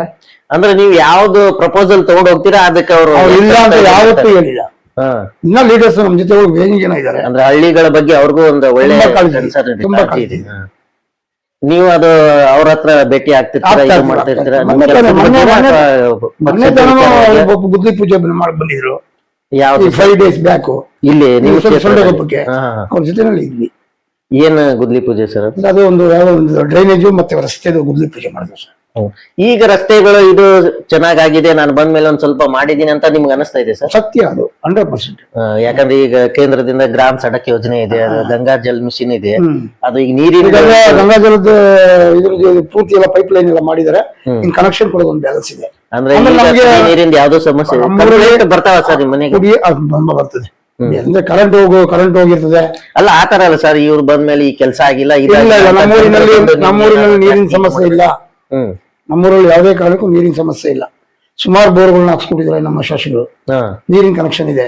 ಈ ಗಂಗಾ ಜಲ ಯೋಜನೆ ಬೇಕಿರಲಿಲ್ಲ ನಮ್ಮೂರಿಗೆ, ಆದ್ರೂ ಮಾಡಿ ಅದು ಒಳ್ಳೆ ಪರಿಶುದ್ಧವಾದ ಕುಡಿ ನೀರು ಎಲ್ಲಾ ಜನರಿಗೂ ಸಿಗ್ತಾ ಅದು ಮಾಡಿದ್ದಾರೆ. ಕನೆಕ್ಷನ್ ಮಾಡೋದಿದೆ. 2 ವಾಟರ್ ಪ್ಲಾಂಟ್ಸ್ ಹಾಕ್ಸಿದ್ದಾರೆ ಕುಡಿಯೋ ನೀರಿಂದು, ಯಾವ್ದು ತೊಂದರೆ ಇಲ್ಲ. ಅಂದ್ರ ಈಗ ಆಲ್ಮೋಸ್ಟ್ ಆಲ್ ಸ್ವಲ್ಪ ಇಲ್ಲಿ ನೀವು ಬಂದ್ಮೇಲೆ ಇವ್ರು ಒಳ್ಳೆ ಕೆಲಸ ಮಾಡ್ತಾ ಇದ್ದಾರೆ ಅಂತ ಅವ್ರಿಗೆ ಅನ್ಸಿದೆ. ನಿಮ್ಗೇನ್ ಅನ್ಸಿದೆ ಸರ್? ಯಾರ ಬಗ್ಗೆ ಸರ್? ಅಲ್ಲ, ನೀವು ನಿಮ್ಮ ಈ ಕ್ಷೇತ್ರದ ಬಗ್ಗೆ ನೀವು ನೀವೇ ಅಡ್ಡಾಡ್ತಿರ್ತೀರ ಇಲ್ಲಿ, ನೋಡ್ದಾಗಿದ್ದು ಆ ಕೆಲಸ ಮಾಡಿದೀನಿ, ನನಗೊಂಥರ ತೃಪ್ತಿ ಆಗ್ತಾ ಇದೆ. ತೃಪ್ತಿ ಪಡುವಂತ ಕೆಲಸಗಳು ನಾನು ಮಾಡಿದೀನಿ ಸರ್. ಸ್ಕೂಲ್ ಕಾಂಪೌಂಡ್ ಇರ್ಬೋದು, ಕಾಂಕ್ರೀಟ್ ರಸ್ತೆಗಳು ಇರ್ಬೋದು, ನನಗೇನು ಅನುದಾನ ಬಂದಿತ್ತು ಅದರಲ್ಲಿ ಮ್ಯಾಕ್ಸಿಮಮ್ ನಾನು ಕೆಲಸ ಮಾಡಿದ್ದೀನಿ. ಅಂದ್ರೆ ಅದ್ರ ಬಗ್ಗೆ ಯಾವ್ದೇ ನಿಮ್ಮ ಈ ಗ್ರಾಮ ಕಂಪ್ಲೇಂಟ್ ಇಲ್ಲ. ಎಲ್ರು ನಮ್ಗೆ ಏನ್ ಅನುದಾನ ಬಂದ ಚಿಕ್ಕ ಅನುದಾನಗಳು ಏನ್ ಅನುದಾನ ಬಂದದ್ದು ಅದಕ್ಕೆ ತೂಗಿಸ್ಕೊಂಡು ಕೆಲಸ ಮಾಡಿದೀವಿ. ಅಂದ್ರೆ ಈಗ ಅನುದಾನ ಕರೆಕ್ಟ್ ಆಗಿ ಸಿಗ್ತಾ ಇದೆ ಅಂತ ಅನ್ಸುತ್ತೆ? ಸಿಗ್ತಾ ಇದೆ, ಈಗೇನು ಯಾವ್ದೇ ತೊಂದರೆ ಇಲ್ಲ. ಯಾಕಂದ್ರೆ ವಿಧಾನಸಭೆ ಈ ಸರ್ಕಾರ ಬಂದಾದ್ಮೇಲೆ ಇಂಪ್ಲಿಮೆಂಟ್ಸ್ ಕೆಲಸ ಇಲ್ಲ. ಅಲ್ಲ ಅದನ್ನೇ ನಮ್ಮ ಶಾಸಕರು ಒದ್ದಾಡಿ ಯಾವುದೇ ಪಕ್ಷ ಇರಲಿ ಏನೇ ಇರಲಿ ಅವತ್ತು ಕಿತ್ಕೊಂಡ್ ಕೆಲಸ ಮಾಡ್ತಾರೆ. ಅಲ್ಲ ಅದೇ, ಯಾಕಂದ್ರೆ ವಿಧಾನಸೌಧದಲ್ಲೆಲ್ಲ ಜಾಸ್ತಿ ಕೇಳ್ತಾ ಇದೆ, ತಾರತಮ್ಯ ಅನುದಾನ ಆಗ್ತಾ ಇದೆ. ನಮ್ಮ ಶಾಸಕರ ಮುಂದೆ ಅದು ನಡೆಯಲ್ಲ. ಅಂದ್ರೆ ಅಷ್ಟು ಸ್ಟ್ರಾಂಗ್ ಇದ್ದಾರೆ, ಎಲ್ಲಾ ಕಡೆಯಿಂದ ಲಿಂಕ್ ಇಟ್ಕೊಂಡಿದ್ದಾರೆ. ಅಂದ್ರೆ ಅವರು ಹೋಗಿ ಆರಾಮಾಗಿ ತಗೊಂಡ್ಬರ್ತಾರೆ. ಅವ್ರು ಯಾವುದೇ ಕೆಲಸ ಕೇಳಿದ್ರು ಅವರು ಕೆಲಸ ಇಲ್ಲ ಅಂತ ಯಾರನ್ನು ಕಳ್ಸಿಲ್ಲ ವಾಪಸ್. ನಾನೀಗ ನಮ್ ಶಾಸಕರ ಹತ್ರ ಹೋದ್ರೆ ಆ ಕೆಲಸ ಆಗುತ್ತೆ ಅಂತ ನೀವು ನಂಬಿಕೆ ಇಟ್ಕೊಂಡು 100% ನಮ್ಗೆ ಅವ್ರೇನು ಲೀಡರ್ ಹೋಗ್ಬೇಕು ಒಬ್ಬ ಮೆಂಬರೇ ಹೋಗ್ಬೇಕು ಅಂತ ಏನಿಲ್ಲ. ಸಾಮಾನ್ಯ ಕಾರ್ಯಕರ್ತ ಹೋದ್ರು ಅವರ ಪ್ರಾಬ್ಲಮ್ ಸಾರ್ಟ್ ಔಟ್ ಮಾಡಿ ಕಳಿಸ್ಕೊಡ್ತಾರೆ. ಮತ್ತೆ ಈಗ ಸರ್ ಈ ಗ್ರೇಟರ್ ಬೆಂಗಳೂರು ಆಗ್ತಾ ಇದೆ, ಆಮೇಲೆ ಗ್ರಾಮಾಂತರ ಬೆಂಗಳೂರು ಮಾಡಿದ್ರು. ಈಗ ನಿಮ್ಮ ಆಲ್ಮೋಸ್ಟ್ ಅಲ್ಲಿ ಇದು ಈಗ ಯಲಹಂಕದಿಂದ ನಮ್ದು ಗ್ರೇಟರ್ ಬೆಂಗಳೂರು ಬಗ್ಗೆ ನಮ್ದು ವಿರೋಧ ಇದೆ. ಯಾತಕ್ಕೆ ಅಂತಂದ್ರೆ ಬೆಂಗಳೂರಿನಲ್ಲೇ ಕೆಲಸ ಸರಿಯಾಗಿ ಮಾಡಕ್ ಆಗ್ತಾ ಇಲ್ಲ ಅವ್ರ ಕೈಲಿ. ಇದನ್ನೆಲ್ಲ ಸೇರಿಸ್ಕೊಂಡು ಏನ್ ಕೆಲಸ ಮಾಡ್ತಾರೆ? ಈಗ ವ್ಯಾಪ್ತಿನೂ ಜಾಸ್ತಿ ಆಗುತ್ತೆ. ವ್ಯಾಪ್ತಿ ಜಾಸ್ತಿ ಮಾಡ್ಕೊಂಡು ಜಮೀನುಗಳಿಗೆ ಬೆಲೆ ಜಾಸ್ತಿ ಆಗಿ ಜಮೀನುಗಳು ಕಬಳಿಸೋದು. ಇವಾಗ ನೋಡಿ ಈಗಾಗಲೇ ಬಿಡದಿನಲ್ಲಿ ಗಲಾಟೆ ಆಗ್ತಾ ಇದೆ. ಬಿಡದಿ ರೈತರದ್ದು ಇದು ನೀವು ಸರ್ ನೋಡಿ ಸರ್, ಇವಾಗ ಇವತ್ತು ಏನಂತಂದ್ರೆ ನೈಸರ್ಗಿಕ ಏನು ಅಂತ ಹೇಳ್ತಾರೆ, ಪ್ರಕೃತಿ ನಮ್ಮ ಬೆಂಗಳೂರು ಸುತ್ತಮುತ್ತ ಇವತ್ತು ಪೊಲ್ಯೂಷನ್ ಪ್ರಾಬ್ಲಮ್ ಇದೆ. ಈ ನಮ್ಮ ಪ್ರಕೃತಿ ಹಾಳು ಮಾಡಿದ್ರೆ ಸುತ್ತಲೂ ಅನೇಕ ಕಾಯಿಲೆ ರುಜಿನಗಳು ಇಲ್ಲಿ ಜಾಸ್ತಿ ಆಗ್ತದೆ ಬೆಂಗಳೂರು. ಹೌದು ಸರ್, ನಾವು ಈಗ ಇಲ್ಲಿ ನೆಲಮಂಗಲದಿಂದ ಈ ರೋಡ್ ಬಂದ್ವಿ, ಒಂಥರ ಮಲೆನಾಡಲ್ಲಿ ಬಂದಂಗಿದೆ. ಚೆನ್ನಾಗಿದೆ, ನೇಚರ್ ಗೀಚರ್ ಪ್ರಕೃತಿ ಅದೆಲ್ಲ ಇದೆ. ಬಟ್ ಅದೆಲ್ಲ ನಿಮ್ಗೆ ಹೊಡೆತ ಕೊಡುತ್ತೆ ಅಂತ. ಬಟ್ ಅದನ್ನ ನೀವು ಬೇಡ ಅಂತ ವಿರೋಧ ಮಾಡ್ತಾ ಇದ್ದೀವಿ. ನಮ್ದು ವಿರೋಧನೇ ಅದಕ್ಕೆ. ಇಲ್ಲಿಂದ ಏನಾದ್ರಿಂದ ನಿಮ್ಮ ಗ್ರಾಮ ಪಂಚಾಯತಿ ವ್ಯಾಪ್ತಿಯಲ್ಲಿ ಮಂಡಲ ವ್ಯಾಪ್ತಿಯಲ್ಲಿ ಏನಾದ್ರು ಹೋರಾಟ ಮಾಡಿದಿರಾ? ಸರ್ ಇಲ್ಲಿಲ್ಲ, ಈ ಕಡೆಗೆ ಸಂಬಂಧಪಡಲ್ಲ. ಅದು ಬೆಂಗಳೂರು ದಕ್ಷಿಣಕ್ಕೆ ಬರ್ತಾ ಇರೋದ್ರಿಂದ. ಅಂದ್ರೆ ಈ ಗ್ರೇಟರ್ ಬೆಂಗಳೂರು ಈ ಕಡೆ ನಮ್ದು ಗ್ರೇಟರ್ ಬೆಂಗಳೂರು ತಗೊಂಡಿದ್ದಾರೆ. ಸೊಂಡೆಕಪ್ಪ ಅಂದ್ರೆ ನಿಮ್ದು ಈ ಗ್ರಾಮ ಪಂಚಾಯತಿ ನಮ್ಮ ಪಂಚಾಯತಿ ತಗೊಂಡಿದ್ದಾರೆ. ಸರ್ ನೀವು ಎಷ್ಟು ವರ್ಷ ಆಯ್ತು ಸರ್ ಈಗ ರಾಜಕೀಯಕ್ಕೆ ಬಂದು? ರಾಜಕೀಯಕ್ಕೆ ಬಂದು ಒಂದು 21 ವರ್ಷದ ಮೇಲಾಗಿದೆ ಸರ್. ನಿಮಗೆ 21 ವರ್ಷನು ಓಕೆಪ್ಪ, ನಾನು ರಾಜಕೀಯಕ್ಕೆ ಬಂದಿದ್ದು ಒಳ್ಳೇದಾಯ್ತು. ನಾವೇನ್ ನಮ್ಮ ಕೈಲಾದಂತ ಸೇವೆ, ನಮ್ಮನ್ನ ಯಾರು ರೆಸ್ಪೆಕ್ಟ್ ಕೊಟ್ಟು ನಮ್ಮನ್ನ ಅವಲಂಬಿಸಿರ್ತಾರೆ, ಅವ್ರ ಸೇವೆ ಮಾಡಿ. ಯಾಕಂದ್ರೆ ಈಗ ನಿಮ್ಗೆ ಗೊತ್ತು, ರಾಜಕಾರಣಿ ಅಂದ್ರೆ ಸ್ವಲ್ಪ ಎಲ್ಲರೂ ಎಲ್ಲ ಇದ್ದೇ ಇರ್ತದೆ ಸರ್. ನಾವೊಂದು ಒಳ್ಳೇದ್ ಮಾಡ್ತೀವಿ ಅಂದ್ರೆ ನಮ್ಮ ಕಾಲ ಹಿಡಿಯೋದು ಬೇಗ ಇರ್ತಾರೆ. ಅಂತವ್ರಿಗೆ ನೀವೇನ್ ಹೇಳಕಪ್ಪ ಇಷ್ಟಪಡ್ತೀರ? ಆತರ ಬೇಡ. ಯಾರೇ ಬಡವರು ಬಗ್ಗರು ಬಂದಂತವ್ರು ಯಾರೇ ಸೇವೆ ಮಾಡಿ ಅವ್ರ ಸೇವೆ ಮಾಡಿ. ಕಾಲ್ ಎಳೆಯವ್ರ ಕೆಳಗೆ ಇರ್ಲಿ ಅಂತೀರಿ, ಕಾಲ್ ಕೆಳಗೆ ನಾವು ಮಾತ್ರ ಮೇಲೆ ಹೋಗ್ತೀರ. Okay sir. ಮತ್ತೆ ಈ ರಾಜಕೀಯದಲ್ಲಿ ನಿಮ್ಗೆ ಏನಾದ್ರೂ ಒಂದು ಕಹಿ ಅನುಭವ ಆಗಿದೆ ಸರ್? ಬೇಡಪ್ಪ ಸಾಕು ಬಿಟ್ಬಿಡೋಣ, ಯಾಕೆ ಬೇಕು ನಮ್ಗೆ ಇದೆಲ್ಲ ಅಂತ ಏನಾದ್ರು ಆತರದೆಲ್ಲ ಇದೆ ಸರ್. ಆ ತರದ್ದು ನಾವ್ ಅನ್ಕೊಂಡ್ ನಾವ್ ಬಿಟ್ಟಾಗ ನಮ್ಮ ಅವಲಂಬಿಸ್ಕೊಂಡ್ರಿಗೆ ತುಂಬಾ ನೋವು. ಆತರ ಅನ್ಕೊಳಕ್ ಹೋಗ್ಬಾರ್ದು ನಾವು. ರಾಜಕೀಯದಲ್ಲಿ ಸಾಮಾನ್ಯ ಸರ್ವೇ ಅದನ್ನ ಆ ಘಟನೆನ ಅಲ್ಲೇ ಮರ್ತು ಸರ್ವೇ ಸಾಮಾನ್ಯ. ಆ ಘಟನೆಗಳ ನೆನಪಿಟ್ಟುಕೊಂಡು ಮತ್ತೆ ಅದ್ರ ಸ್ಫೂರ್ತಿ ತಗೊಂಡು ಮತ್ತೆ ಏನಾದ್ರು ಮಾಡ್ಬೋದು. ಇನ್ನು ನೀವು ಅದು ಛಲದಿಂದ ಆ ಛಲ ಇದೆ ಸರ್, ಮಾಡ್ಬೇಕು, ಒಳ್ಳೆ ಕೆಲಸ ಮಾಡ್ಬೇಕು ಅನ್ನೋ ಛಲ ಇದೆ. ಈಗ ನೆಕ್ಸ್ಟ್ ಟೈಮ್ ಕೋರ್ಟ್ನು ಆರ್ಡರ್ ಆಗಿದೆ, ಎಲೆಕ್ಷನ್ ಮಾಡ್ಬೇಕು. ನೀವು ನಿಲ್ತೀರಾ ಸರ್? ಮತ್ತೆ ಸರ್ ಅವಕಾಶ ಬಂದ್ರೆ, ಕ್ಯಾಟಗರಿ ಬಂದ್ರೆ ನಿಲ್ತೀವಿ ಸರ್. ಅಂದ್ರೆ ಬರೀ ಗ್ರಾಮ ಪಂಚಾಯತಿ ಲೆವೆಲ್ಗೆ ಸೀಮಿತ ಆಗ್ತಾ ಇದ್ದೀರಂತ ನಿಮ್ಗೆ ಅನಿಸ್ತಾ ಇಲ್ಲ ಸರ್? ಇನ್ನೊಂದು ಹೇಳಿ ಸರ್, ನಾವು ಅಲ್ಪಸಂಖ್ಯಾತರಾಗಿರೋದ್ರಿಂದ ನಿಮ್ಮ ವ್ಯಾಪ್ತಿ ಇಷ್ಟೇ ಅಂತ ನೀವೇ ಬೌಂಡ್ರಿ ಹಾಕೊಂಡ್ಬಿಟ್ಟಿದ್ದೀರಾ ಅಥವಾ ಇನ್ನು ಮೇಲೆ ಹೋಗೋಣ? ಮೇಲೆ ಹೋಗ್ಬೇಕಂತ ಆಸೆ ಇದೆ. ನಮ್ದೊಂದೆಲ್ಲ OBC ನಲ್ಲಿ ಆಗಿರೋದ್ರಿಂದ ನಾವು ಕ್ಯಾಟಗರಿ ನೋಡ್ಕೊಂಡು ನಮ್ಮ ಮೇಲೆ ಕಾಲಿಡಬೇಕು. ನಾವು ತುಂಬಾ ಹಣವಂತರಲ್ಲ. ಇವತ್ತಿನ ದಿನ ರಾಜಕೀಯ ಮಾಡ್ಬೇಕಾದ್ರೆ ಹಣವೇ ಇಂಪಾರ್ಟೆಂಟ್ ಆಗ್ತದೆ. ನಿಮ್ ಪಕ್ಷದಿಂದ ನಿಮ್ಗೆ ಸಪೋರ್ಟ್ ಎಲ್ಲ ಸಿಗ್ತಾ ಇದೆ? ಬಿಜೆಪಿಯಿಂದ ಸತ್ಯ. ಯಾಕಂದ್ರೆ ಬಿಜೆಪಿಯಲ್ಲಿ ಹೊಂದಾಣಿಕೆ ಜಾಸ್ತಿ ಅಂತ ಕಾಂಗ್ರೆಸ್ ಅವರು ಆರೋಪ ಮಾಡ್ತಾನೆ ಇದ್ದಾರೆ. ಅದ್ರ ಬಗ್ಗೆ ನಿಮ್ಗೇನ್ ಅನಿಸ್ತಾ? ಏನು ಈಗ ಬಿಜೆಪಿ ಅವರು ಎಲ್ಲದರಲ್ಲಿ ಹೊಂದಾಣಿಕೆ ಮಾಡ್ಕೋತಾ ಇದ್ದಾರೆ ಇದೆ ಅಂತ ನಿಮ್ ಪಕ್ಷದವರೇ ಕೆಲವೊಬ್ರು ಆರೋಪ ಮಾಡ್ತಾ ಇದ್ದಾರೆ, ಕಾರ್ಯಕರ್ತರಾಗಿ ಇದಾದ್ರು. ನಿಮ್ಗೆ ನಮ್ಮ ಪಕ್ಷದಲ್ಲಿ ಮೊನ್ನೆ ನಡೆದಂತ ವಿಧಾನ ಪರಿಷತ್ ಎಲೆಕ್ಷನ್ ಅಲ್ಲಿ, ವಿಧಾನ ಪರಿಷತ್ ಚುನಾವಣೆಯಲ್ಲಿ ಯಾರೋ ಮಾಡಿದ ಕೆಲಸಕ್ಕೆ ಕಾರ್ಯಕರ್ತರಿಗೂ ನೋವಾಗಿದೆ, ಅದನ್ನ ಕೇಳೋಣ. ನೋವಾಗಿದೆ. MLC ಎಲೆಕ್ಷನ್ ನೀವು ಆಲ್ರೆಡಿ ಗೊತ್ತಿರುತ್ತೆ. ನಿಮ್ಗೇನ್ ಅನಿಸ್ತ? ಬೇಜಾರಾಯ್ತಾ? ಬೇಜಾರಾಗಿದೆ ಸರ್. ಈ ತರ ಆಗ್ಬಾರ್ದು ಅಂತಿದ್ಯಾ? ತಪ್ಪು, ಅದರ ಆಗ್ಬಾರ್ದಾಗಿತ್ತು. ಅಂದ್ರೆ ಈಗ ನೆಕ್ಸ್ಟ್ ಸರ್, ಈಗ ನೆಕ್ಸ್ಟ್ ಈ ಎಲೆಕ್ಷನ್ ಆಯ್ತು, ಈಗ ನೆಕ್ಸ್ಟ್ ನೀವು ಮತ್ತೆ ಮತದಾರ ಮುಂದೆ ಹೋಗ್ತೀರಾ. ಹೌದು. ಅವಾಗ ನೀವು ಏನ್ ಮಾಡ್ತೀನಿ ಅಂತಿದ್ರಿ? ಈಗ ಈ ಪೀರಿಯಡ್ ಅಲ್ಲಿ ನೀವ್ ಏನೇನ್ ಆಶ್ವಾಸನೆ ಕೊಟ್ಟಿದ್ರಿ, ಜನ ನೀವು ಫುಲ್ಫಿಲ್ ಮಾಡಿದೀರಾ? ಜನ ಎಲ್ಲ ಯೋಚನೆ ಮಾಡ್ತಾ ಇದಾರೆ ಸರ್, ಯಾವ ಸರಿ ಯಾವ ತಪ್ಪು ಅಂತ. ಈ ಮುಂದಿನ ಬರ್ತಕ್ಕಂಥ 22 ಚುನಾವಣೆಗೆ ಗೊತ್ತಾಗ್ತದೆ. ಗೆಲ್ತೀನಿ ಅನ್ನೋ ನಂಬಿಕೆ ಇದೆ ಸರ್? ಗೆಲ್ತೀವಿ ನಾವು. ಅಂದ್ರೆ ನೀವು ಮಾಡೋ ಕೆಲಸ ನೋಡ್ಬಿಟ್ಟೆ ಜನರು ಗೆಲ್ಲಿಸ್ಬೇಕು ಅಂತ ಹೇಳ್ತಿದ್ದೀರಾ. ಆ ತರ ಕೆಲಸ ಮಾಡ್ತೀವಿ. ನಮ್ಮ ಶಾಸಕರು ಮಾಡ್ತಾ ಇದಾರೆ, ನಮ್ಮ ಶಾಸಕರು ಕಾಂಪಿಟೇಷನ್ ಮಾಡ್ತಾ ಇದಾರೆ. ನಮ್ಮ ಶಾಸಕರು ಅದಕ್ಕೆಲ್ಲ ಬಗ್ಗೆ ಅವ್ರದ್ದು ಇದು ಇಟ್ಕೊಂಡು ನಿಮ್ಮದು ಮಾಡಿದ ಅಭಿವೃದ್ಧಿ ಕೆಲಸ ಇಟ್ಕೊಂಡು ನೀವು ಎಲೆಕ್ಷನ್ ಕಂಟೆಸ್ಟ್ ಮಾಡ್ತೀರಾ? ಮತ್ತೆ ಸರ್, ನಾನು ಕೇಳ್ಪಟ್ಟೆ ನೀವು ಕಲಾವಿದ್ರ ಅಂತ. ಹೌದು ಸರ್, ನಾವು ಕಲಾವಿದ. ಹೌದಾ? ಏನ ಸರ್, ನಾನು ಶಾಲೆಯಲ್ಲೇನೆ ನಾಟಕದಲ್ಲೆಲ್ಲ ಪಾತ್ರಗಳು ಮಾಡ್ತಾ ಇದ್ದೆ. ಅದಾದ್ಮೇಲೆ ಪೌರಾಣಿಕ ಪಾತ್ರ ಮಾಡಿದೆ. ಯಾವ್ಯಾವ ನಾಟಕ ಮಾಡಿದ್ರಿ? ಕುರುಕ್ಷೇತ್ರದಲ್ಲಿ ಶಕ್ರಿ ಪಾತ್ರ ಮಾಡಿದೀನಿ ಸರ್. ರಾಮಾಯಣದಲ್ಲಿ ಸುಗ್ರೀವನ್ ಪಾತ್ರ ಮಾಡಿದೀನಿ. ಮುಕ್ತ ಧಾರಾವಾಹಿನಲ್ಲಿ ಸೀತಾರಾಮ್ ಅವರ ಮುಕ್ತ ಧಾರಾವಾಹಿನಲ್ಲಿ ಸೀತಾರಾಮ್ ಧಾರಾವಾಹಿಯಲ್ಲಿ ಮಾಡಿದ್ರು ಅವರು.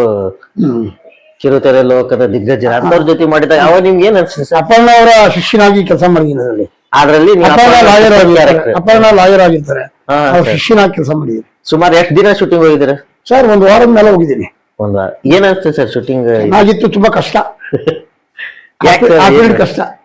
ಬ್ಯಾಗ್ ಇಟ್ಕೊಂಡು ನಿಂತಿರ್ಬೇಕು, ಯಾವಾಗ ಕರೀತಾರೆ ಯಾವಾಗ ಬಿಡ್ತಾರೆ, ಟೈಮ್ ಲಿಮಿಟ್ ಇರಲ್ಲ ಇರಲ್ಲ ಅಂತ. ಎಲ್ಲಿ ಕರೆದಾಗ ಅವಾಗ ಹೋಗ್ಬೇಕು. ಅಂದ್ರೆ ನಿಮ್ಗೆ ಅದಾದ್ಮೇಲೆ ಮತ್ತೆ ಅವಕಾಶಗಳು ಬರಲಿಲ್ಲ ಅಥವಾ ನೀವೇ ಬೇಡ ಅಂತ ಅವಕಾಶ ಬಂತು, ನಮ್ಗೆ ಇಷ್ಟ ಆಗಿಲ್ಲ ಸರ್. ನಿಮಗೆ ಇದು ಆ ಟೈಮ್ ಸ್ಪೆಂಡ್ ಮಾಡಕ್ ಆಗಲ್ಲ ನಮ್ಗೆ, ಅಷ್ಟೊಂದು ಟೈಮ್ ಕೊಡಕ್ ಆಗಲ್ಲ ಆಗಲ್ಲ ಅಂತ. ಆಗಲ್ಲ. ಈ ಕುರುಕ್ಷೇತ್ರದಲ್ಲಿ ಶಕುನಿ ಪಾತ್ರ ಅದು ಮಾಡಿದ್ರೆ ಅವಾಗ ನಿಮ್ಗೆ ಅದ್ರ ಬಾಲ್ಯದಿಂದಲೂ ಅದು ನಾಟಕ ಬಗ್ಗೆ ನಿಮ್ಗೆ ತುಂಬಾ ಇತ್ತು ಆಸಕ್ತಿ ಇತ್ತು ಇತ್ತು, ಒಳ್ಳೆ ಹೆಸರು ಬಂದಿತ್ತು ನನಗೆ. ಏನು ಡೈಲಾಗ್ ನೆನಪಿದೆ ಸರ್? ಇದೆ ಸರ್. ಹೇಳಿ ಸರ್. ಸದ್ದು ಈ ಸೌಬರರಾದ ಶಕುನಿಯ ಆಶ್ವಾಸನ ಅವಹೇಳನ ಮಾಡ್ತಿರುವ ಅದಮ್ಮ ಮರುಗಳೇ ಸದ್ದು. ಏನೀ ಕುಕ್ಷಿ ಬಗೆಯ ಕಂಠದ ಕರ್ಕಶದ ಕೇಕೆ, ಏನೀ ಪ್ರಳಯಾಗ್ನಿ ಜ್ವಾಲೆಯನ್ನು ಪ್ರಚೋದನೆಗೆ ಇತ್ತಿರುವ ಪ್ರಚಂಡ ಮಾರ್ತದ ಪ್ರಳಯ ತಾಂಡವ. ಇದು ಎಷ್ಟು ವರ್ಷ ಆಯ್ತು ಸರ್ ನಾಟಕ ಮಾಡಿದ್ದು? ನಾಟಕ ಮಾಡಿ ಅಲ್ಲಿ ಒಂದು 20 ವರ್ಷ ಆಗಿದೆ ಸರ್. ಆದ್ರೂ ಇನ್ನೂ ಡೈಲಾಗ್ ನೆನಪಿಟ್ಕೊಂಡಿದ್ದೀರಾ ಅಂದ್ರೆ ಆ ನಾಟಕದ ಪಾತ್ರಗಳು ನಿಮ್ಗೆ ಅಷ್ಟು ಪ್ರಭಾವ ಬೀರುತ್ತೆ. ಹೌದು. ಇನ್ನು ನೀವು ಏನಾದ್ರು ಮಾಡ್ಬೇಕು ಅನ್ಸುತ್ತೆ ಸರ್ ಈಗ ನಾಟಕ? ಸರ್ ಇವಾಗ ಸದ್ಯಕ್ಕೆ ಎಲ್ಲ ಸರಿ ಇಲ್ಲ, ಹೊಂದಾಣಿಕೆಗಳು ಕಡಿಮೆ, ಬೇಡ ಅಂತ. ಬೇಡ ಅಂತ. ಈಗ ಹಳ್ಳಿಗಳಲ್ಲಿ ಸ್ವಲ್ಪ ಇದು ಆಗ್ತಾ ಇದೆ, ತಾತ್ಸರ ಇದೆ, ಆಮೇಲೆ ಆಮೇಲೆ ಇನ್ನೊಂದು ಏನ್ ಗೊತ್ತಾ ಸರ್, ಟಿವಿ ಮಾಧ್ಯಮಗಳೆಲ್ಲ ಬಂದಿರೋದ್ರಿಂದ ನಾಟಕದ ಬಗ್ಗೆ ಜಾಸ್ತಿ ಜನಕ್ಕೆ ಇದಿಲ್ಲ. ಇಲ್ಲ ಸರ್, ನಮ್ಮ ಉತ್ತರ ಕರ್ನಾಟಕದಲ್ಲಿ ಅಲ್ಲಿ ತುಂಬಾ ಇದೆ. ಆ ಕಡೆ, ಈ ನಮ್ಮ ನಗರ ಕಡೆ ಆದ್ರೆ ಆಸಕ್ತಿ ಕಡಿಮೆ ಆಗಿದೆ. ಹೌದು, ಇಲ್ಲಿ ನಾನು ನೋಡಿದ್ದೀನಿ ಹವ್ಯಾಸಿ ನಾಟಕಗಳು, ನಾನು ನಾಟಕಗಳು ಮಾಡ್ತಾ ಇದ್ದೆ, ನಾಟಕ ತಂಡದಲ್ಲಿದ್ದೆ. ನಮ್ ಕಡೆ ಇನ್ನು ಬನಶಂಕರಿ ಜಾತ್ರೆಯಲ್ಲಿ ಕೋಟಿ ಕೋಟಿ ಗಳಿಸ್ತಾರಂತ ನಾಟಕ. ಇಲ್ಲಿ ನೀವು ಫ್ರೀ ಟಿಕೆಟ್ ಕೊಟ್ರು ಬರಲ್ಲ. ಸತ್ಯ ಅದು. ಅಂದ್ರೆ ನಾಟಕದ್ದು ಇನ್ನೂ ನಿಮ್ಗೆ ಹುಮ್ಮಸ್ಸಿದೆ. ಇದೆ ಸರ್. ಮತ್ತೆ ಸರ್ ನಿಮ್ಮ ಫ್ಯಾಮಿಲಿ ಇದು ಹೆಂಗೆ ಈಗ? ಎಲ್ಲ ಚೆನ್ನಾಗಿದ್ದೀವಿ ಸರ್, ಏನ್ ತೊಂದರೆ ಇಲ್ಲ. ಈಗ ಯಾವ್ದು ಇದಿಲ್ಲ ಅಂದ್ರೆ ಈಗ ಎಲೆಕ್ಷನ್ ಗೆ ಮಾತ್ರ ಪ್ರಿಪೇರ್ ಆಗ್ತಾ ಇದೆ. ಕ್ಯಾಟಗರಿ ಬಂದು ಈ ಚುನಾವಣೆ ನಡೆದರೆ ಹಾ ಸರ್, ಪ್ರಿಪೇರ್ ಆಗೋದು guarantee sir. Okay okay sir.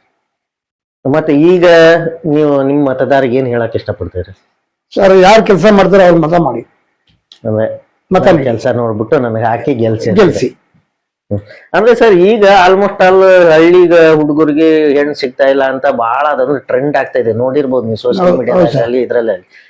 But ಯಾಕೆ ಆತರ ಇವತ್ತೇನಂದ್ರೆ ಹೆಣ್ಮಕ್ಳುಗಳೆಲ್ಲ ತುಂಬಾ ಓದ್ಕೊಂಡಿದ್ದಾರೆ. ಯಾಕಂದ್ರೆ ನೀವು ಹಳ್ಳಿಯಲ್ಲೇ ಇದ್ದೀರಾ, ಹಳ್ಳಿ ಜೀವನ ನೀವು ನೋಡಿರ್ತೀರ. ಹೌದೌದು, ಹೆಣ್ಮಕ್ಳುಗಳು ತುಂಬಾ ಓದಿದ್ದಾರೆ. ಈಗ ಕೆಲವೊಂದ್ ಜನ ರೈತರ ಮಕ್ಕಳು ಓದಿಲ್ದವ್ರಿಗೆ, ಅಂದ್ರೆ ಓದ್ದವ್ರೆಲ್ಲ ಸಿಟಿಯಲ್ಲೇ ಇರ್ಬೇಕಂತೀರಾ? ಯಾಕೆ ಹಳ್ಳಿಯಲ್ಲಿ ಇರ್ಬೋದು, ಆದ ಪರಿಸ್ಥಿತಿ ಆತರ ಆಗಿದೆ.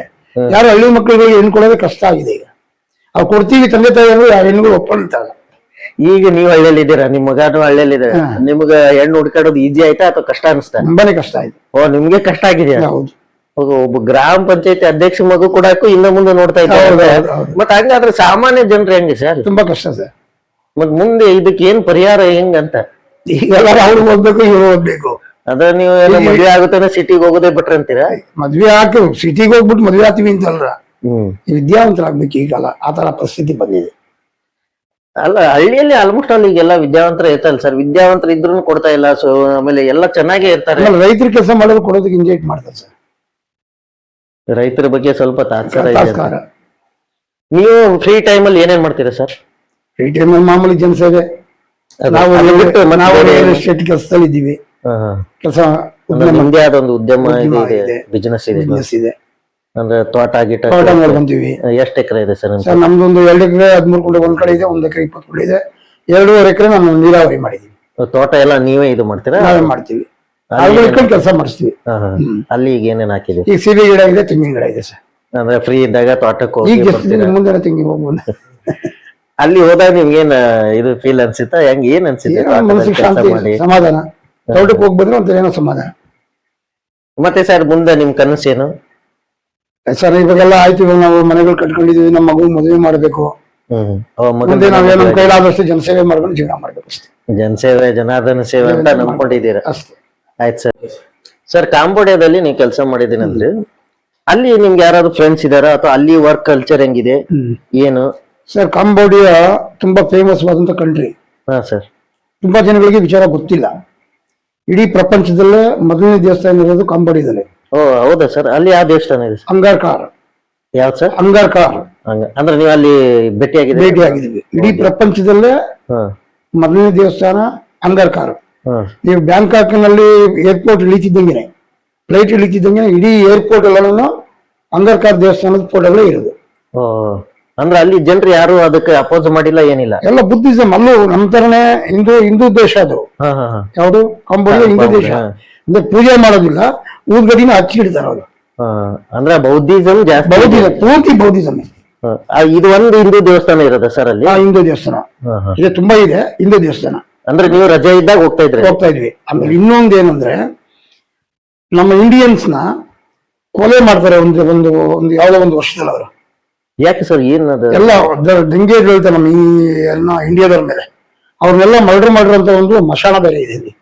ಅಂದ್ರೆ ಪ್ರತಿ ವರ್ಷ ಆತರ ಯಾವಾಗ ಹಿಂದೆ ಅದನ್ನ ಇವಾಗ ಮ್ಯೂಸಿಯಂ ಆಗಿ ಮಾಡಿದ್ದಾರೆ ಅದನ್ನ, ಆ ಮಶಾನನ. ಅಲ್ಲೆಲ್ಲ ನಮ್ಮ ಹಿಂದೂಗಳನ್ನೇ ಅಲ್ಲಿ ಮಣ್ಣು ಮಾಡಿರೋದು. ಅಂದ್ರೆ ಅದು ಆ ದಂಗೆ ಯಾಕಾಯ್ತು ಅಂತ ನಿಮ್ಗೆ ಅದ್ರ ಬಗ್ಗೆ ಗೊತ್ತಿಲ್ಲ. ಅದು ದಂಗೆ ಆಗಿದೆ, ಅದೊಂದು ಅಲ್ಲಿ ಆ ದೇಶದಲ್ಲಿ ಇದೆ. ಬಟ್ ಅಂದ್ರೆ ಎಲ್ಲ ರೌಡಿಸಮ್ ಜಾಸ್ತಿ. ಪೊಲೀಸ್ ಇಲಾಖೆಯಲ್ಲಿ ಕೆಲಸ ಮಾಡ್ತಿರೋನು, ಪೊಲೀಸ್ ಇಲಾಖೆಯವನು ಪೊಲೀಸ್ ಕೆಲಸ ಇದ್ದಾಗ ಮಾತ್ರ ಪೊಲೀಸ್ ಇಲಾಖೆಗೆ ಹೋಗ್ಬೇಕು. ಬೇರೆ ಟೈಮಲ್ಲಿ ಮಾಮೂಲಿ ಕೆಲಸ ಮಾಡ್ಬೇಕು ಅವನು. ಆತರ ಸಿಸ್ಟಮ್ ಇದೆ ಕಂಬೋಡಿಯಾದಲ್ಲಿ. ಅಂದ್ರೆ ಅವರು ಪೂರ್ಣ ನಮ್ ತರ ಪೊಲೀಸ್ ಸ್ಟೇಷನ್ ಮತ್ತೊಂದಿಲ್ಲ ಅಲ್ಲಿ. ಅಲ್ಲಿ ಪೊಲೀಸ್ ಸ್ಟೇಷನ್ ಇದೆ, ಆ ಪೊಲೀಸ್ ಸ್ಟೇಷನ್ ಮುಖ್ಯಸ್ಥ ಇರ್ತಾನೆ ಅಷ್ಟೇ. ಅಲ್ಲೆಲ್ಲ ಮಾಡ್ತಕ್ಕಂಥ ಪಿಸಿಗಳು ಮತ್ತೊಬ್ರು ಯಾರು ಇದ್ದಾರೆ ಕೆಳಗಿನವರಲ್ಲ, ಬೇರೆ ಕಂಪ್ನಿ ಕೆಲಸ ಮಾಡ್ತಿರ್ಬೇಕು. ನಮ್ ಕಂಪ್ನಿನಲ್ಲೇ ಬೇರೆ ಜನ ಕೆಲಸ ಮಾಡ್ತಾ ಇದ್ರು. ಅಂದ್ರೆ ಆಮೇಲೆ ಅವ್ರಿಗೆ ಹೆಂಗೆ ಜನರು ಅವ್ರಿಗೇನು ಸಮಸ್ಯೆ ಬಂತು ಅಂದ್ರೆ ಫೋನ್ ಮಾಡಿದ ತಕ್ಷಣ ಅವರೇ ಹೋಗ್ತಾರೆ. ಅಂದ್ರೆ ಇಮಿಡಿಯೇಟ್ ಈ ಕೆಲಸ ಬಿಟ್ಟು ಅಲ್ಲಿ ಹೋಗ್ಬೇಕು, ಕಳ್ಸ್ಕೊಡ್ಬೇಕು. ಕಂಪ್ನಿನೂ ಅದೇ ತರ ಕಳ್ಸ್ಕೊಡ್ಬೇಕು. ಕಂಪ್ನಿಯಲ್ಲಿ ಮೊದ್ಲೇ ಅಗ್ರಿಮೆಂಟ್ ಆಗಿರ್ತದೆ.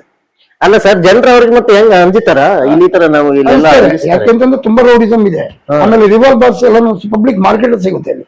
ನಿಮಗೇನಾರ ಆತರ ಅನುಭವ ಆಗಿದೆ ಸರ್ ಅಲ್ಲಿ? ಆಯ್ತು, ಗಲಾಟೆಗಳಾಗಿದೆ ಒಳಗಡೆ, ಫ್ಯಾಕ್ಟ್ರಿ ಒಳಗಡೆ ಗಲಾಟೆ ಆಗಿದೆ, ಸಣ್ಣ ಪುಟ್ಟ ಗಲಾಟೆ. ಅದನ್ನೆಲ್ಲ ಸರಿ ಮಾಡಕ್ ರೆಡಿ ಜನ ಇದ್ರು ಅಲ್ಲಿ, ಅವ್ರು ರೆಡಿ ಮಾಡಿದ್ದಾರೆ. ಇದು ಅಲ್ಲ, ಯಾವ್ದು ವಿಷಯಕ್ಕೆ ಅವರು ಗಲಾಟೆ ಮಾಡ್ತಾರೆ? ಕೆಲಸ ಮಾಡಿ ಬಂದಿಲ್ಲ ಕೆಲಸ ಅದಂತೂ ತುಂಬಾ ಕೆಲಸ ಮಾಡೋರಿಗೆ ಮೀಸೆ ಬಿಟ್ರೆ ಆಗಲ್ಲ. ಹೌದಾ ಸರ್? ಅವ್ರಿಗೆ ಫುಲ್ ಶೇವ್ ಮಾಡ್ಬೇಕಲ್ಲಿ, ನೀಟಾಗಿ ಇದು ಇರ್ಬೇಕು. ಮೀಸೆ ಬಿಡಂಗಿಲ್ಲ ಅವ್ರಿಗೆ. ಮೀಸೆ ಬಿಟ್ರೆ ಅವರು ಭಾಷೆ ಮೇಲೆ ಕಾಸ್ ಮೇಲೆ ನಾವು ಗುಡ್. ಅಂದ್ರೆ ಅಲ್ಲೆಲ್ಲ ಮೀಸೆ ತೆಗೆದು ಅಲ್ಲಿ ಏನ್ ಬೇಕೋ ಅದಕ್ಕೆ ನೀವು ಅನ್ಕೊಂಡ್ಬೇಕು. ಅಲ್ಲಿ ಇನ್ನು ಅಲ್ಲಿ ಅವ್ರು ಯಾರು ಲೋಕಲ್ ಫ್ರೆಂಡ್ಸ್ ನಿಮ್ಗಿದ್ರ ಸರ್? ಲೋಕಲ್ ಫ್ರೆಂಡ್ಸ್ ಇರ್ಲಿಲ್ಲ ಅಲ್ಲಿ. ಲೋಕಲ್ ಅಲ್ಲಿ ನಮ್ಮ ಇಲ್ಲಿಂದ ಹೋಗಿದ್ರು ಸ್ನೇಹಿತರುಗಳು. ಅವ್ರು 15-20 ವರ್ಷ ಕೆಲಸ ಮಾಡಿದ್ದಾರೆ. ಇನ್ನು ನನ್ನ ಸ್ನೇಹಿತ ಇಬ್ರು ಅಲ್ಲಿಂದ ಇನ್ನು ಅಲ್ಲೇ ಇದ್ದಾರೆ. ನಮ್ ಜೊತೆ ಹೋಗಿರೋರು ಇಲ್ಲಿ ಅಲ್ಲೇ ಇದ್ದಾರೆ. ಇನ್ನು ಅಲ್ಲೇ ಇದೆ, ಅಲ್ಲೇ ಅಂದ್ರೆ ಅಲ್ಲಿ ಸೆಟ್ಲ್ ಆಗಕ್ಕೆ ಮದುವೆ ಅಲ್ಲೇ ವಾತಾವರಣ ಇದೆ, ಸೆಟ್ಲ್ ಆಗ್ಬೋದು ಅಂತ. ಆಗ್ಬೋದು. ಒಬ್ಬ ಅಲ್ಲೇ ಮದುವೆ ಆಗಿದ್ದಾರೆ. ಅಲ್ಲ, ಇಷ್ಟೊಂದು ರೌಡಿಸಮ್ ಇದೆ ಅದು ಇದೆ ಅಂತಿರಲ್ಲ, ಅಲ್ಲಿ ಅವರು ಸೆಟ್ಲ್ ಆಗಿ ಜನಕ್ಕೆ ತಕ್ಕನಾಗ ಆ ಭಾಷೆನೂ ಕಲ್ತ್ಕೊಂಡಿದ್ದಾರೆ ಅವ್ರಿಬ್ರು, ಅವ್ರ ಭಾಷೆನ. ಒಬ್ಬ ಅಲ್ಲೇ ಮದುವೆ ಆಗಿದೆ. ನೀವು ಪ್ರಯತ್ನ ಮಾಡಿದ್ರೆ ಸರ್ ಕಾಂಬೋಡಿಯಾ ಭಾಷೆ ಕಲಿಯಕ್ಕೆ? ಸರ್ ದಿನ ಎವ್ರಿ ಸಂಡೇ ನಮ್ಗೆ ಇದಿತ್ತದು. ಆ ಲ್ಯಾಂಗ್ವೇಜ್ ಕಲ್ಸೋದಕ್ಕೆ ಕ್ಲಾಸ್ ಇತ್ತು. ಕೆಲವೊಂದು ಭಾಷೆಗಳು ಏನ್ ಮಾತಾಡ್ಬೇಕು, ಮೇನ್ ಆಗಿ ನಾವ್ ಏನು ಮಾತಾಡ್ಬೇಕು ಆ ಭಾಷೆಗಳು ಕನ್ನಡ ಕಲ್ತ್ಕೊಂಡಿದ್ವಿ. ಅಂದ್ರೆ ನೀವು ವ್ಯವಹಾರಿಕವಾಗಿ ಅಲ್ಲಿ ಇರ್ಬೇಕಾದ್ರೆ ಬೇಗ ಮಾಡೋದಕ್ಕೆ ತಮ್ ಅನ್ಬೇಕಲ್ಲಿ. ಆತರ ಒಂದು ವರ್ಡ್ಗಳನ್ನ ನಮ್ಗೆ ಕ್ಲೀನ್ ಆಗಿ ಕಲ್ಸಿದ್ರು.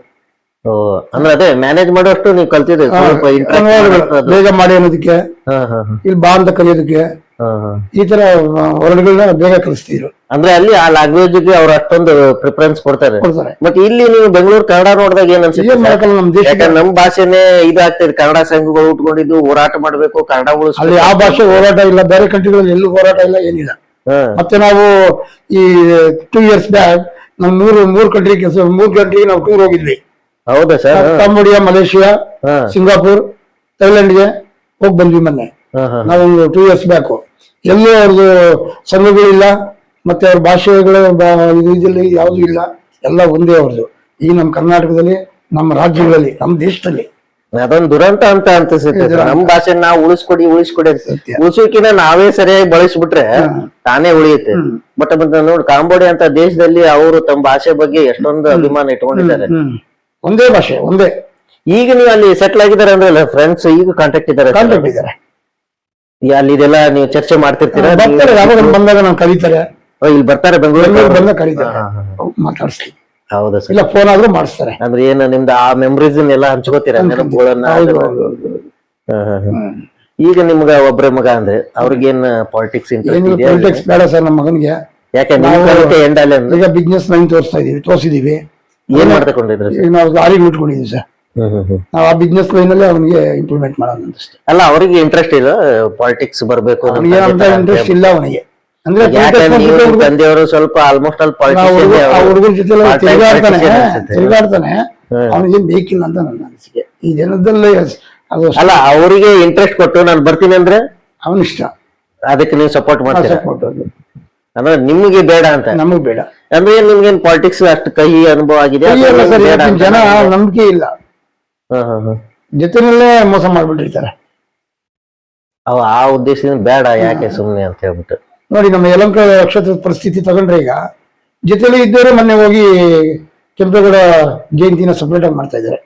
ಅವರು ಗೆಲ್ಸಿ ಅವರು ಮೆಂಬರ್ಸ್ ಮಾಡಿದರೆ ಹೋಗಿ ಇವತ್ತು ಸಪರೇಟ್ ಆಗಿ ಹೋಗಿ. ಬಟ್ ಅದಕ್ಕೇನ್ ಕಾರಣ ಅಂತೀರಾ ಸರ್? ಅವ್ರದ್ದೇನ್ ದುರಾಸೆ ಸ್ವಾರ್ಥ ಇದೆ ಅಂತೀರಾ ಅಥವಾ? ನೋಡಿ ಸರ್, ನಮ್ಮ ಶಾಸಕರ್ತವ್ಯ ಏನ್ ಗೊತ್ತಾ, ಪಕ್ಷ ನಿಷ್ಠೆ ಇಲ್ಲ ಅಂತ? ಸರ್ ನಮ್ಮ ಶಾಸಕರ್ತವ್ಯ ಏನಂದ್ರೆ ಸ್ಟ್ರಿಕ್ಟ್ ಅವರು, ಕೆಲಸಗಾರ, ಕೆಲಸ ಬಿಟ್ಟು ಬೇರೆ ಅವ್ರಿಗೆ ಏನು ಗೊತ್ತಿಲ್ಲ. ಅದನ್ನ ಅಸೂಯೆ ಪಡ್ತಾ ಇದ್ದಾರೆ. ಅವ್ರು ಕೆಲಸ ಮಾಡ್ತಾರೆ, ಅಸೂಯೆ ಪಡ್ತಾ ಇದ್ದಾರೆ. ಅಂದ್ರೆ ಈ ಪ್ರಾಮಾಣಿಕ ಕೆಲಸ ಮಾಡೋದು ಒಂದ್ ರೀತಿ ತಪ್ಪೇ ಅಂತ? ತಪ್ಪು. ಹಂಗ ಆಗಿದೆ, ತಪ್ಪಲ್ಲ, ಈಗ ಹಂಗಾಗಿದೆ. ಬಟ್ ಹಿಂಗೆ ಆದ್ರೆ ಮತ್ತೆ ಮುಂದೆ ಯಂಗ್ ಪಾಲಿಟಿಷಿಯನ್ ಬರ್ತಾರಲ್ಲ ಸರ್, ಮತ್ತೆ ಅವ್ರಿಗೆ ಹೆಂಗೆ? ತುಂಬಾ ಕಷ್ಟ ಸರ್. ಇವತ್ತು ಪೊಲಿಟಿಷಿಯನ್ ನೋಡಿ, ಇವಾಗ ವಿಧಾನ ಪರಿಷತ್ ಎಲೆಕ್ಷನ್ಗಳು, ಈ ಪಕ್ಷಗಳು ವಿಂಗಡಣೆ ಆಗೋದು, ಪಕ್ಷಗಳು ಒಂದಾಗ್ತಾ ಇರೋದು, ಇವೆಲ್ಲ ನೋಡಿದ್ರೆ ರಾಜಕೀಯ ಹೊಲಸು. ಆಮೇಲೆ ಇನ್ನೊಂದು ಸರ್, ಈ ಎಲ್ಲಾ ಪಾರ್ಟಿಯಲ್ಲಿ ಈ ಪಾರ್ಟಿಯವರು ಆ ಕಡೆ ಇರ್ತಾರೆ, ಆ ಪಾರ್ಟಿಯವರು ಈ ಕಡೆ ಬರ್ತಾರೆ. ಈಗ ಮೊದ್ಲಿನ ತರ ಆ ಮೌಲ್ಯಗಳು, ಆ ಸಿದ್ಧಾಂತಗಳು ಯಾವ ಪಕ್ಷದಲ್ಲಿ ಈಗ ಬಿಜೆಪಿಯಲ್ಲಿ ಮೌಲ್ಯ ಸಿದ್ಧಾಂತ ಜಾಸ್ತಿ ಐತಿ. ನಾವೆಲ್ಲ ಚಿಕ್ಕವರಿದ್ದಾಗ ವಾಜಪೇಯಿ, ಅಡ್ವಾಣಿ, ಇವರು ಮುರಳಿ ಮನೋಹರ್ ಜೋಶಿ ಅವರೆಲ್ಲ ಭಾಷಣಗಳು ಕೇಳ್ತಿದ್ದ. ಅವಾಗೆಲ್ಲ ಸಿದ್ಧಾಂತಕ್ಕೆ ಬಹಳ ಬೆಲೆ ಇತ್ತು. ನೀವು ಅದೇ ಪಕ್ಷದಿಂದ ಗುರ್ತಿಸ್ಕೊಂಡಿದ್ದಿರಲ್ಲ, ಈಗ ನಿಮ್ಗೆ ಏನ್ ಅನ್ಸುತ್ತೆ ಸರ್? ಸರ್, ನಮ್ಮ ಪಕ್ಷದಲ್ಲಿ ನಮ್ದು ತೊಂದರೆ ಆಗಿಲ್ಲ. ಕೆಲವೊಂದು ಜನ ಅವ್ರದೇ ನಡಿಬೇಕು ಅನ್ನೋಂತ ಇವರು ಸಿದ್ಧಾಂತನ ಸ್ವಲ್ಪ ಕ್ರಾಸ್ ಮಾಡ್ತಾ ಇದಾರೆ ಅಷ್ಟೇ. ಅದು ತತ್ವ ಸಿದ್ಧಾಂತದಲ್ಲಿ ನಂಬರ್ 1 ಇಡೀ ದೇಶದಲ್ಲಿ ಇದೆ ಅಂತ ಅಂತೀರಾ ಸರ್? ಈಗ ಹೌದು ಇದೆ. ಇಲ್ಲಿ ನಿಮ್ಮ ಇದರಲ್ಲಿ ಬಿಜೆಪಿಯಲ್ಲಿ ನಿಮ್ ಸಪೋರ್ಟ್ ಇದೆ ಅಥವಾ ಏನಾದ್ರು ನಿಮ್ಗೂ ಸ್ವಲ್ಪ ವಿರೋಧ ಆಗಿರೋದ ಆತರ? ಬಿಜೆಪಿ ಸಪೋರ್ಟ್ ಇದೆ ಸರ್, ನಮ್ಗೇನ್ ತೊಂದರೆ ಇಲ್ಲ. ಇಲ್ಲಿ ನಿಮ್ಗೆ ನಿಮ್ ಪಕ್ಷದಿಂದ ಆಗ್ಲಿ, ಗ್ರಾಮ ಪಂಚಾಯತಿ ಪರ್ಸನಲ್ ಕೆಲಸ ಮಾಡ್ತಾರೆ. ನಮ್ಗಿಂತ ಕೆಲಸ ಆಗ್ಬೇಕು ಸರ್ ಅಂತಂದ್ರೆ ಯಾವತ್ತೂ ಆಗಲ್ಲ. MLA ಲೆವೆಲ್ ಅಲ್ಲ, ನಿಮ್ಮ ಗ್ರಾಮ ಪಂಚಾಯತಿ ಮಾಮೂಲಿ ಇದೆ. ಸೀಟ್ ತಗೊಳಗಾಗ್ಲಿ, ಇದು ಇವ್ರ ಕಂಡ್ರೆ ಅವ್ರಿಗಾಗಲ್ಲ, ಅವ್ರ ಕಂಡ್ರೆ ಇವ್ರಿಗಾಗಲ್ಲ, ಒಂದೇ ಪಕ್ಷಗಳಲ್ಲಿ ಆಗಲ್ಲ. ಈಗ ಮತ್ತೆ ಅವ್ರನ್ನ ಹೆಂಗ ನೀವು ಇದು ಮಾಡ್ತೀರಿ? ಇದು ಮಾಮೂಲಿ ಸರ್, ಏನು ಮಾಡೋದಕ್ಕಾಗಲ್ಲ. ಕನ್ವಿನ್ಸ್ ಮಾಡ್ಬೇಕು. ನೀವು ನೆಕ್ಸ್ಟ್ ಮತ್ತೆ ಎಲೆಕ್ಷನ್ ನಿಲ್ಬೇಕು, MLA ಅದನ್ನೆಲ್ಲ ಸರಿ ತೂಗಿಸ್ತಾರೆ. ಅಂದ್ರೆ MLA ಮ್ಯಾಗ ಬಿಟ್ಬಿಡ್ತೀರ, ಅವ್ರೆಲ್ಲ ಮಾಡಿ ಇದು ಮಾಡ್ತಾರೆ. For the new trend,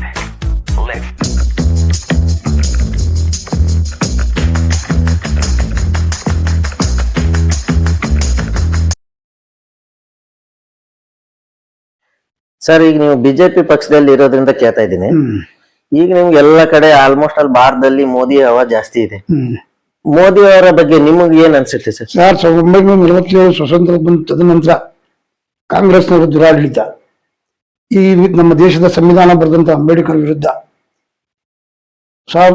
Ambedkar ಅವರು ಚುನಾವಣೆಗೆ ಪ್ರತಿಸ್ಪರ್ಧಿಯಾಗಿ ಕಾಂಗ್ರೆಸ್ ವಿರುದ್ಧವಾಗಿ ಚುನಾವಣೆ ನಿಲ್ತಾರೆ. ಏನ್ ತಪ್ಪಲ್ಲ ಅಂತ ಅವ್ರು ಹೇಳ್ತಾ ಇದಾರಲ್ಲ.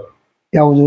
ಚುನಾವಣೆ ಪಾರದರ್ಶಕವಾಗಿರ್ಲಿ, ಅದಕ್ಕೆ ನಾವು ಕ್ಯಾಂಡಿಡೇಟ್ ಹಾಕಿದ್ವಿ, ಅದ್ರಾಗ ಏನ್ ತಪ್ಪಿದೆ? ನಾವು ಅಂಬೇಡ್ಕರ್ ಸೋಲಿಸ್ಬೇಕಂತ ಏನ್ ಹಾಕಿಲ್ಲ ಅಂತ ಅವ್ರು ಹೇಳ್ತಾ ಇದ್ದಾರೆ. ಅಂಬೇಡ್ಕರ್ ಮೊನ್ನೆ ಪ್ರಿಯಾಂಕಾ ಖರ್ಗೆ ಅವರು ಹೇಳ್ತಾರೆ, ಅಂಬೇಡ್ಕರ್ನವ್ರನ್ನ ಸೋಲಿಸ್ತಾರೆ.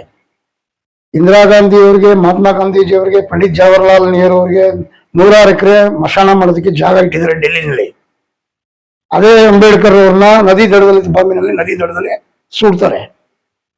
ಇಡೀ ದೇಶದ ಅಂಬೇಡ್ಕರ್ ಅವರು ಬರೆದಂತ ಸಂವಿಧಾನ 63 ದೇಶ ಪಾಲನೆ ಮಾಡ್ತಾ ಇದೆ ಇವತ್ತು.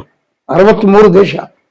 ಅಂಬೇಡ್ಕರ್ ತೀರಿದ ದಿವಸ 63 ದೇಶದ ಫ್ಲಾಗ್ನ ಕೆಳಗಡೆ ಇಳಿಸ್ತಾರೆ. ಅವ್ರಿಗೆ ಏನು ಸಂತಾಪ ಸೂಚಿಸೋಕ್ಕೋಸ್ಕರ. ಈ ದೇಶದಲ್ಲಿ 65 ವರ್ಷ ಕಾಂಗ್ರೆಸ್ ಸರ್ಕಾರ ನಡೆಸ್ತದೆ ಈ ದೇಶದಲ್ಲಿ. ಅದು ತದನಂತರ ವಾಜಪೇಯಿ ಅವರು ಈ ದೇಶದ ಪ್ರಧಾನಮಂತ್ರಿಗಳಾಗ್ತಾರೆ. ಅಬ್ದುಲ್ ಕಲಾಂ ಅವರು ರಾಷ್ಟ್ರಪತಿಗಳಾಗ್ತಾರೆ. ವಾಜಪೇಯಿ ಅವರು ಪ್ರಧಾನಮಂತ್ರಿಗಳಾದಾಗ ರಸ್ತೆಗಳ ಏನು ಈ ನಮ್ಮ ದೇಶದ ರಸ್ತೆಗಳಿದ್ವು, ಇಂಟರ್ನ್ಯಾಷನಲ್ ರಸ್ತೆಗಳು ಪ್ರಾರಂಭ ಆಗಿದೆ ವಾಜಪೇಯಿ ಕಾಲದಲ್ಲಿ. ಅದಾದ್ಮೇಲೆ ಒಬ್ಬ ಹಿಂದುಳಿದ ಜನಾಂಗದಿಂದ ಬಂದಂತ ಗುಜರಾತಿನ ಮುಖ್ಯಮಂತ್ರಿ ಆದಂತ ನರೇಂದ್ರ ಮೋದಿ ಅವರು ಈ ದೇಶದ ಪ್ರಧಾನಮಂತ್ರಿ ಆದ್ಮೇಲೆ ಈ ದೇಶ ಎಲ್ಲಿದೆ ಅಂತ, ಈ ದೇಶ ಯಾವುದು ಅಂತ ಇಡೀ ಪ್ರಪಂಚಕ್ಕೆ ತೋರಿಸಿದ್ದಾರೆ. ಮೊದಲನೇ ಕೆಲಸ. ಇವತ್ತೇನು ರಕ್ಷಣಾ ಇಲಾಖೆ ಇದೆ, ಇವತ್ತು ದೇಶ ಎಲ್ಲ ಪ್ರಪಂಚದಲ್ಲಿ ನಂಬರ್ 1 ಮಾಡಿದ್ದಾರೆ ನಮ್ಮ ದೇಶದ ರಕ್ಷಣಾ ಇಲಾಖೆನ. ಇಡೀ ದೇಶದ ಸಂಪತ್ನ ಅರ್ಧ ರಕ್ಷಣಾ ಇಲಾಖೆಗೆ ಒತ್ಕೊಟ್ಟಿದ್ದಾರೆ ಮೋದಿಯವರು, ಈ ದೇಶನ ಕಾಪಾಡೋದಕ್ಕೋಸ್ಕರ. ಈ ದೇಶ ಕಂಡ್ರೆ ಎಲ್ಲರೂ ಹೆದರ್ತಾ ಇದ್ದಾರೆ. ಮಿಲಿಟರಿನ ಫುಲ್ ಸ್ಟ್ರಾಂಗ್ ಮಾಡಿದ್ದಾರೆ. ಇಲ್ಲಾಂದ್ರೆ ನಮ್ಮ ದೇಶದ ಮೇಲೆ ಇಷ್ಟಕಾಲ ಅಟ್ಯಾಕ್ ಮಾಡೇ ಮಾಡೋದು. ಆದ್ರೂ ಮತ್ತೆ ಕಾಂಗ್ರೆಸ್ ಅವರು ಆರೋಪ ಮಾಡ್ತಾ ಇದಾರಲ್ಲ ಸರ್, ಇವ್ರು ಬಂದ ಮೇಲೆ ಇಷ್ಟೊಂದು ಇದು ಆಗ್ತಾ ಇದೆ, ಅಟ್ಯಾಕ್ ಆಗ್ತಾ ಇದೆ, ಅವ್ರ ಅಧಿಕಾರ ಮೇಲೆ ಸೈನಿಕರು ಸಾಯ್ತಾ ಇದ್ದಾರೆ, ಅವ್ರಿಗೆ ಅಧಿಕಾರ ಇಲ್ಲ ಅಂದ್ರೆ ಅಧ್ಯಕ್ಷರಾಗಿ ಮಾತಾಡ್ತಾ ಇದ್ದಾರೆ. ಅದರಲ್ಲಿ ಸುಳ್ಳಿದೆ ಅಂತ ಹೇಳ್ತೀರಾ? ಈ ಗಂಗಾ ಜಲ ಯೋಜನೆ, ಕಿಸಾನ್ ರೈತರು ಕೊಡ್ತಕ್ಕಂತ 5,000 ರೂಪಾಯಿ ಸಹಾಯಧನ, ಗ್ಯಾಸ್ ಫ್ರೀ ಕೊಟ್ಟಿದ್ದು, ಗ್ಯಾಸ್ ಸಿಲಿಂಡರ್ ಫ್ರೀ ಕೊಟ್ಟಿದ್ದು. ಅಂದ್ರೆ ಈ ಮೋದಿ ಬಂದ ಮೇಲೆ ಮೊದ್ಲೇ ಅವ್ರ ಯೋಜನೆ ಏನಿತ್ತು ಅಂದ್ರೆ ಹಳ್ಳಿಗಳಲ್ಲಿ ಮನೆ ಮನೆಗೂ ಒಂದು ಶೌಚಾಲಯ ಅದಂತೂ ಶೌಚಾಲಯ ಅಂತೂ ಕಟ್ಸೋದೇ ಇಲ್ಲ ಈಗ. ಈಗ ನಿಮ್ಮ ಗ್ರಾಮ ಇದ್ರಲ್ಲಿ ಆಲ್ಮೋಸ್ಟ್ ಆಲ್ ಎಲ್ಲಾ ಮನೆಯಲ್ಲಿ ಅವಾರ್ಡ್ ಬಂದಿದೆ ನಮ್ಗೆ. ಹೌದಾ? ನಮ್ಮ ಪಂಚಾಯತಿಗೆ ಅವಾರ್ಡ್ ಬಂದಿದೆ. ಕಂಗ್ರಾಚುಲೇಷನ್ಸ್. ಯಾವುದು ಶೌಚಾಲಯ ಕಟ್ಸೋದೇ ಇಲ್ಲ. ಅಂದ್ರೆ ಈಗೆಲ್ಲ ಫುಲ್ ಶೌಚಾಲಯಗಳು ಎಲ್ಲ ಗ್ರಾಮ ಆಗಿದೆ. ಹೆಣ್ಮಕ್ಳಾಗ್ಲಿ ಗಂಡ್ಮಕ್ಳಾಗ್ಲಿ ಚಂಬಿಡ್ಕೊಂಡು ಬೈಲ್ಗೆ ಹೋಗ್ಬೇಕಾಗಿತ್ತು. ಇವತ್ತು ಅಂತ ಒಂದು ಸೀನ್ ನಾವು ನೋಡ್ತಾನೆ ಇಲ್ಲ. ನಿಜವಾಗ್ಲೂ ಅದೊಂದು ಬಹಳ ಅಸಹ್ಯ ಅನಿಸ್ಬಿಡೋದು. ಅಸಹ್ಯ ಅನ್ಸುತ್ತೆ. ಯಾಕಂದ್ರೆ ರಾತ್ರಿ ಎಲ್ಲ ಹೋಗಾಗ ಎಲ್ಲ ಪಾಪ ಹೆಣ್ಮಕ್ಳಿಗೆ ಬಹಳ ಕಷ್ಟ ಆಗ್ತದೆ. ಬಹಳ ಕಷ್ಟ ಆಗ್ತಾ ಇತ್ತು. ಅದು ನಿಮ್ದು ಫುಲ್ ಈಗ ಟೋಟಲ್ 100% ಗ್ರಾಮ. Okay sir, okay. ಈ ರಸ್ತೆಗಳದ್ದು ಅಂದ್ರೆ ಮೋದಿ ಬಂದ್ಮೇಲೆ ಇಂಪ್ರೂವ್ಮೆಂಟ್ ಆಗಿದೆ. ಇಂಪ್ರೂವ್ಮೆಂಟ್ ಆಗಿದೆ. ಸುಮ್ಮನೆ ಹೇಳ್ತಾರೆ ರಾಜಕೀಯದಲ್ಲಿ ಮಾಮೂಲಿ ಅದು, ಪರ ವಿರೋಧ ಇದ್ದೇ ಇರ್ತದೆ. ನೀವು ಅದನ್ನೆಲ್ಲ ಅಭಿಯಾನ ಮಾಡ್ಬಿಟ್ಟು ಮನೆ ಮನೆಗೆ ಹೋಗಿ ಅವರ ಎಲ್ಲಾ ಯೋಜನೆಗಳು ತಲುಪಿಸಿದೆ. ಗೊತ್ತಿದೆ ಸರ್, ಗೊತ್ತಿದೆ. ಕೆಲವೊಂದು ಜನಾಂಗದವರು ಅವರು ವಿರೋಧನೇ ಅದು. ಅವ್ರ ಟೀಕಾಕಾರನ ಏನ್ ಮಾಡಿದ್ರು ಬಾಯಿ ಅವ್ರು ಹಂಗೆ ಸುಳ್ಳು ಹೇಳ್ತಾನೆ ಇರ್ತಾರೆ. ಇವಾಗ 5 ಕೆಜಿ ಅಕ್ಕಿ ಕೊಡ್ತಾ ಇದಾರೆ ಇಡೀ ದೇಶಕ್ಕೆ. ಎಷ್ಟಕ್ಕೆ? ಇಡೀ ದೇಶಕ್ಕೆ ಫ್ರೀಯಾಗಿ 5 ಕೆಜಿ ಕೊಡ್ತಾ ಇದಾರೆ. ಕರ್ನಾಟಕದವ್ರು 5 ಕೆಜಿ ಕೊಟ್ರು ಕಿತ್ಕೊಂತಾರೆ. 5 ಕೆಜಿ ಕೊಟ್ಟು ಅನ್ನ ಭಾಗ್ಯದಿಂದ ನಾವೇ ಕೊಡ್ತಾ ಇದೀವಿ ಅಂತ ಹೇಳ್ತಾ ಇದ್ರು. ಇಡೀ ದೇಶಕ್ಕೆ ಕೊಡ್ತಾ ಇರೋದು ಪ್ರಧಾನಿ ನರೇಂದ್ರ ಮೋದಿ ಅವರು 5 ಕೆಜಿ. ಆಯಾ ರಾಜ್ಯಗಳು ಒತ್ಕೊಟ್ಟು 5 ಕೆಜಿ ಕೊಡ್ತಾರ, 3 ಕೆಜಿ ಕೊಡ್ತಾರ. ಅವ್ರು ಕೊಟ್ಟಿರ್ಬೋದೇ ಹೊರತು ಇಡೀ ದೇಶಕ್ಕೆ 5 ಕೆಜಿ ಕೊಡ್ತಾ ಇದಾರೆ ಅವರು. ಅಂದ್ರೆ ಇಲ್ಲಿ ನಿಮ್ಮ ಗ್ರಾಮದಲ್ಲಿ ಎಲ್ಲರಿಗೂ ಕರೆಕ್ಟ್ ಆಗಿ ಯೋಜನೆಗಳು ತಲುಪಿದೆ, ಏನು ತೊಂದರೆ ಇಲ್ಲ. ಅಂದ್ರೆ ಯಾವುದೇ ರೀತಿ ತೊಂದರೆ ಇಲ್ಲ. ಮೋದಿ ಅವರ ಎಲ್ಲಾ ಯೋಜನೆಗಳು ಸಕ್ಸಸ್ ಆಗ್ತಾ ಇದೆ. ನರೇಗಾ ಯೋಜನೆಗಳು ಅವರೇ ಉಪಯೋಗಿಸ್ಕೊಂಡಂಗೆ, ರೈತರುಗಳು ಉಪಯೋಗಿಸ್ಕೊಂಡಂಗೆ. ಆಮೇಲೆ ನರೇಗಾ ಯೋಜನೆಗಳಲ್ಲಿ ಬಹಳ ಇದು ಇದೆ ಅಂತ ಇದಾರಲ್ಲ ಸರ್, ಭ್ರಷ್ಟಾಚಾರ ಆಗ್ತಾ ಇದೆ, ಸತ್ತವ್ರ ಹೆಸರು ಮೇಲೆ ಕಾರ್ಡುಗಳಿದೆ ಅಂತ ಬಹಳ ಲೋಕಲ್ಸ್ ಮಾಡುವಂತ ಪ್ರಾಬ್ಲಮ್ಗೆ ಮೋದಿ ಅವರು ಹೊಣೆ ಅಲ್ಲ. ಅಲ್ಲಲ್ಲ, ನಾನು ಈ ಮಟ್ಟದಲ್ಲಿ ಕೇಳ್ತಾ ಇದ್ದೀನಿ. ಲೋಕಲ್ಸ್ ಎಲ್ಲ ಇದ್ದೇ ಇದೆ, ಬಟ್ ಅದ್ರದ್ದು ಅನುದಾನ ಬರ್ತಾ ಇಲ್ಲ ಅಂತ ಆರೋಪ. ಅನುದಾನ ಬರೋದ್ರಲ್ಲಿ ಯಾವುದೇ ಅನುದಾನ ಉಪಯೋಗಿಸೇ ಇಲ್ಲ. ನಾಳೆ ನಿಮ್ಮ ಗ್ರಾಮ ಪಂಚಾಯತ್ ಇದ್ರಲ್ಲಿ ನರೇಗಾದ ಸರಿಯಾಗಿ ನೀವು ಉಪಯೋಗಿಸ್ಕೊಂಡಿದ್ದಾರೆ. ಇನ್ನೂ ಉಪಯೋಗಿಸ್ಕೊಳ್ಳುವಂತದ್ದು ಇದೆ, ಉಪಯೋಗಿಸ್ಕೊಂತಿಲ್ಲ, ಜನನೇ ಉಪಯೋಗಿಸ್ಕೊಂತೇವಲ್ಲ. ಅಲ್ಲ, ನೀವು ಆ ನರೇಗಾ ಯೋಜನೆಯಿಂದ ಏನಾದ್ರು ಕೆಲಸ ಮಾಡಿದ್ದಾರೆ, ಬೇಜಾನ್ ಮಾಡಿದ್ದಾರೆ. ಬದುಗಳು ಹಾಕ್ಸೋದು, ಕಟ್ಟೆಗಳು ಕಟ್ಸೋದು, ಇದು ಕೊಟ್ಟಿಗೆ ಮನೆಗಳು ಕಟ್ಸ್ಕೊಳೋದು, ತುಂಬಾ ಕೆಲಸಗಳು ಮಾಡಿದ್ದಾರೆ. ಬದು ಅಂದ್ರೆ ಎಲ್ಲಿ ಜಮೀನುಗಳಲ್ಲಿ ಬದುಗಳು ಹಾಕ್ಸೋದು, ನೀರಿನ ಕಟ್ಟೆಗಳು ತೆಗ್ಸೋದು, ಕೃಷಿ ಹೊಂಡ, ಕೆರೆ ಹೂಳೆತ್ತೋದು ಆಗಿದೆ. ಅಂದ್ರೆ ನಿಮ್ಮ ಇದ್ರಲ್ಲಿ ಏನ್ ಪಾರದರ್ಶಕವಾಗಿದೆ ಅಂತೀರ ಎಲ್ಲ? ನಾವು ನರೇಗಾ ಕೆಲವೊಂದು ಕೆಲಸಗಳನ್ನ ಯೂಸೇ ಮಾಡಿಲ್ಲ. ನಮ್ ಜನ ಅಷ್ಟು ಹಣ ಇದೆ, ಯಾವುದೇ ಹಣ ಬಂದಿಲ್ಲ ಅಂತ ಹೇಳಿ. ಅಂದ್ರೆ ನಿಮ್ ಗ್ರಾಮ ಪಂಚಾಯತಿ ಅಧ್ಯಕ್ಷರು ಅದು ಯೂಸ್ ಮಾಡ್ಕೋತಾ ಇಲ್ಲ ಅಂತೀರಾ ಹೆಂಗೆ? ಅಲ್ಲಲ್ಲ, ಜನರು ಅದನ್ನ ಉಪಯೋಗಿಸ್ಕೊಂಡಿಲ್ಲ. ಈ ಸಿಟಿಗೆ ಕಾಂಟ್ಯಾಕ್ಟ್ ಆಗ್ತಾ ಇರೋದ್ರಿಂದ ಸ್ವಲ್ಪ ಕಷ್ಟ ಆಗಿದೆ. ಯಾವ ಕೆಲಸ ಯೂಸ್ ಮಾಡ್ಕೊಳ್ತಾರಲ್ಲ ಸರ್ ಜನ? ಸರ್, ಈಗ ಹೊಲಗಳಲ್ಲಿ ಇವಾಗ ಕೃಷಿ ಹೊಂಡ ಮಾಡೋದು, ಇದು ಏನು ಬದುಗಳು ಹಾಕೊಳ್ಳೋದು, ನೆಡೋದು. ಈಗ ಕೃಷಿ ಹೊಂಡ ಅಂದ್ರೆ ಇಲ್ಲಿ ಆಲ್ಮೋಸ್ಟ್ ಅಲ್ಲಿ ಜಮೀನು ಸ್ವಲ್ಪ ಕಡಿಮೆ. ಈ ಕೃಷಿ ಹೊಂಡ ಅಂದ್ರೆ ಮಿನಿಮಮ್ ನಿಮ್ಗೆ ಒಂದ್ 20 ಇಲ್ಲ, 1 ಎಕರೆ 20 ಗುಂಟೆ ಮೇಲೆ ಇರೋ ಎಲ್ಲಾರು ಮಾಡ್ಕೊಬಹುದು. ಅಲ್ಲ ಸರ್, ಅದೇ ಇಲ್ಲಿ ಜಮೀನುಗಳು ಕಡಿಮೆ ನಿಮ್ಮ ಭಾಗದಲ್ಲಿ, ದಕ್ಷಿಣ ಕರ್ನಾಟಕದಲ್ಲಿ ಸ್ವಲ್ಪ ಕೃಷಿ ಭೂಮಿ ಕಡಿಮೆ. ಅಲ್ಲೆಲ್ಲ ನೀವು ಕೃಷಿ ಹೊಂಡ ಮಾಡ್ಕೊಂಡ್ಬಿಟ್ರೆ ಬಟ್ ಜಾಗನೇ ಹೋಗ್ಬಿಡುತ್ತಲ್ಲ. ಜಮೀನ್ ಇರ್ತಕ್ಕಂಥವ್ರು ವ್ಯವಸಾಯ ಮಾಡ್ತಕ್ಕಂಥವ್ರು ಕೃಷಿ ಹೊಂಡ ಮಾಡ್ಕೊಬಹುದು, ಫಿಶ್ ಲ್ಯಾಂಡ್ ಎಲ್ಲ ಏನ್ ಬೇಕಾದ್ರೂ ಮಾಡ್ಕೊಬಹುದು. ಅವ್ರು ಮಾಡಿದ ಇಂಟ್ರೆಸ್ಟ್ ಅವ್ರಿಗೆ ಇರ್ಬೇಕೀಗ. ಬಲವಂತವಾಗಿ ಮಾಡ್ಸಕ್ಕಾಗಲ್ಲ. ಅದ್ರ ಹಣ ಬಂದಿಲ್ಲ ಅಂತ ಹೇಳೋದು ಸುಳ್ಳು. ಅಂದ್ರೆ ಕೃಷಿ ಹೊಂಡ ಅಂದ್ರೆ ನಿಮ್ಗೆ ಎಷ್ಟು 1.5 ಎಕರೆ ಮೇಲೆ ಇರ್ಬೇಕು? 1.5 ಎಕರೆ ಮೇಲೆ ಮಿನಿಮಮ್ ಎಷ್ಟು ಇದು? 1.5 ಎಕರೆ.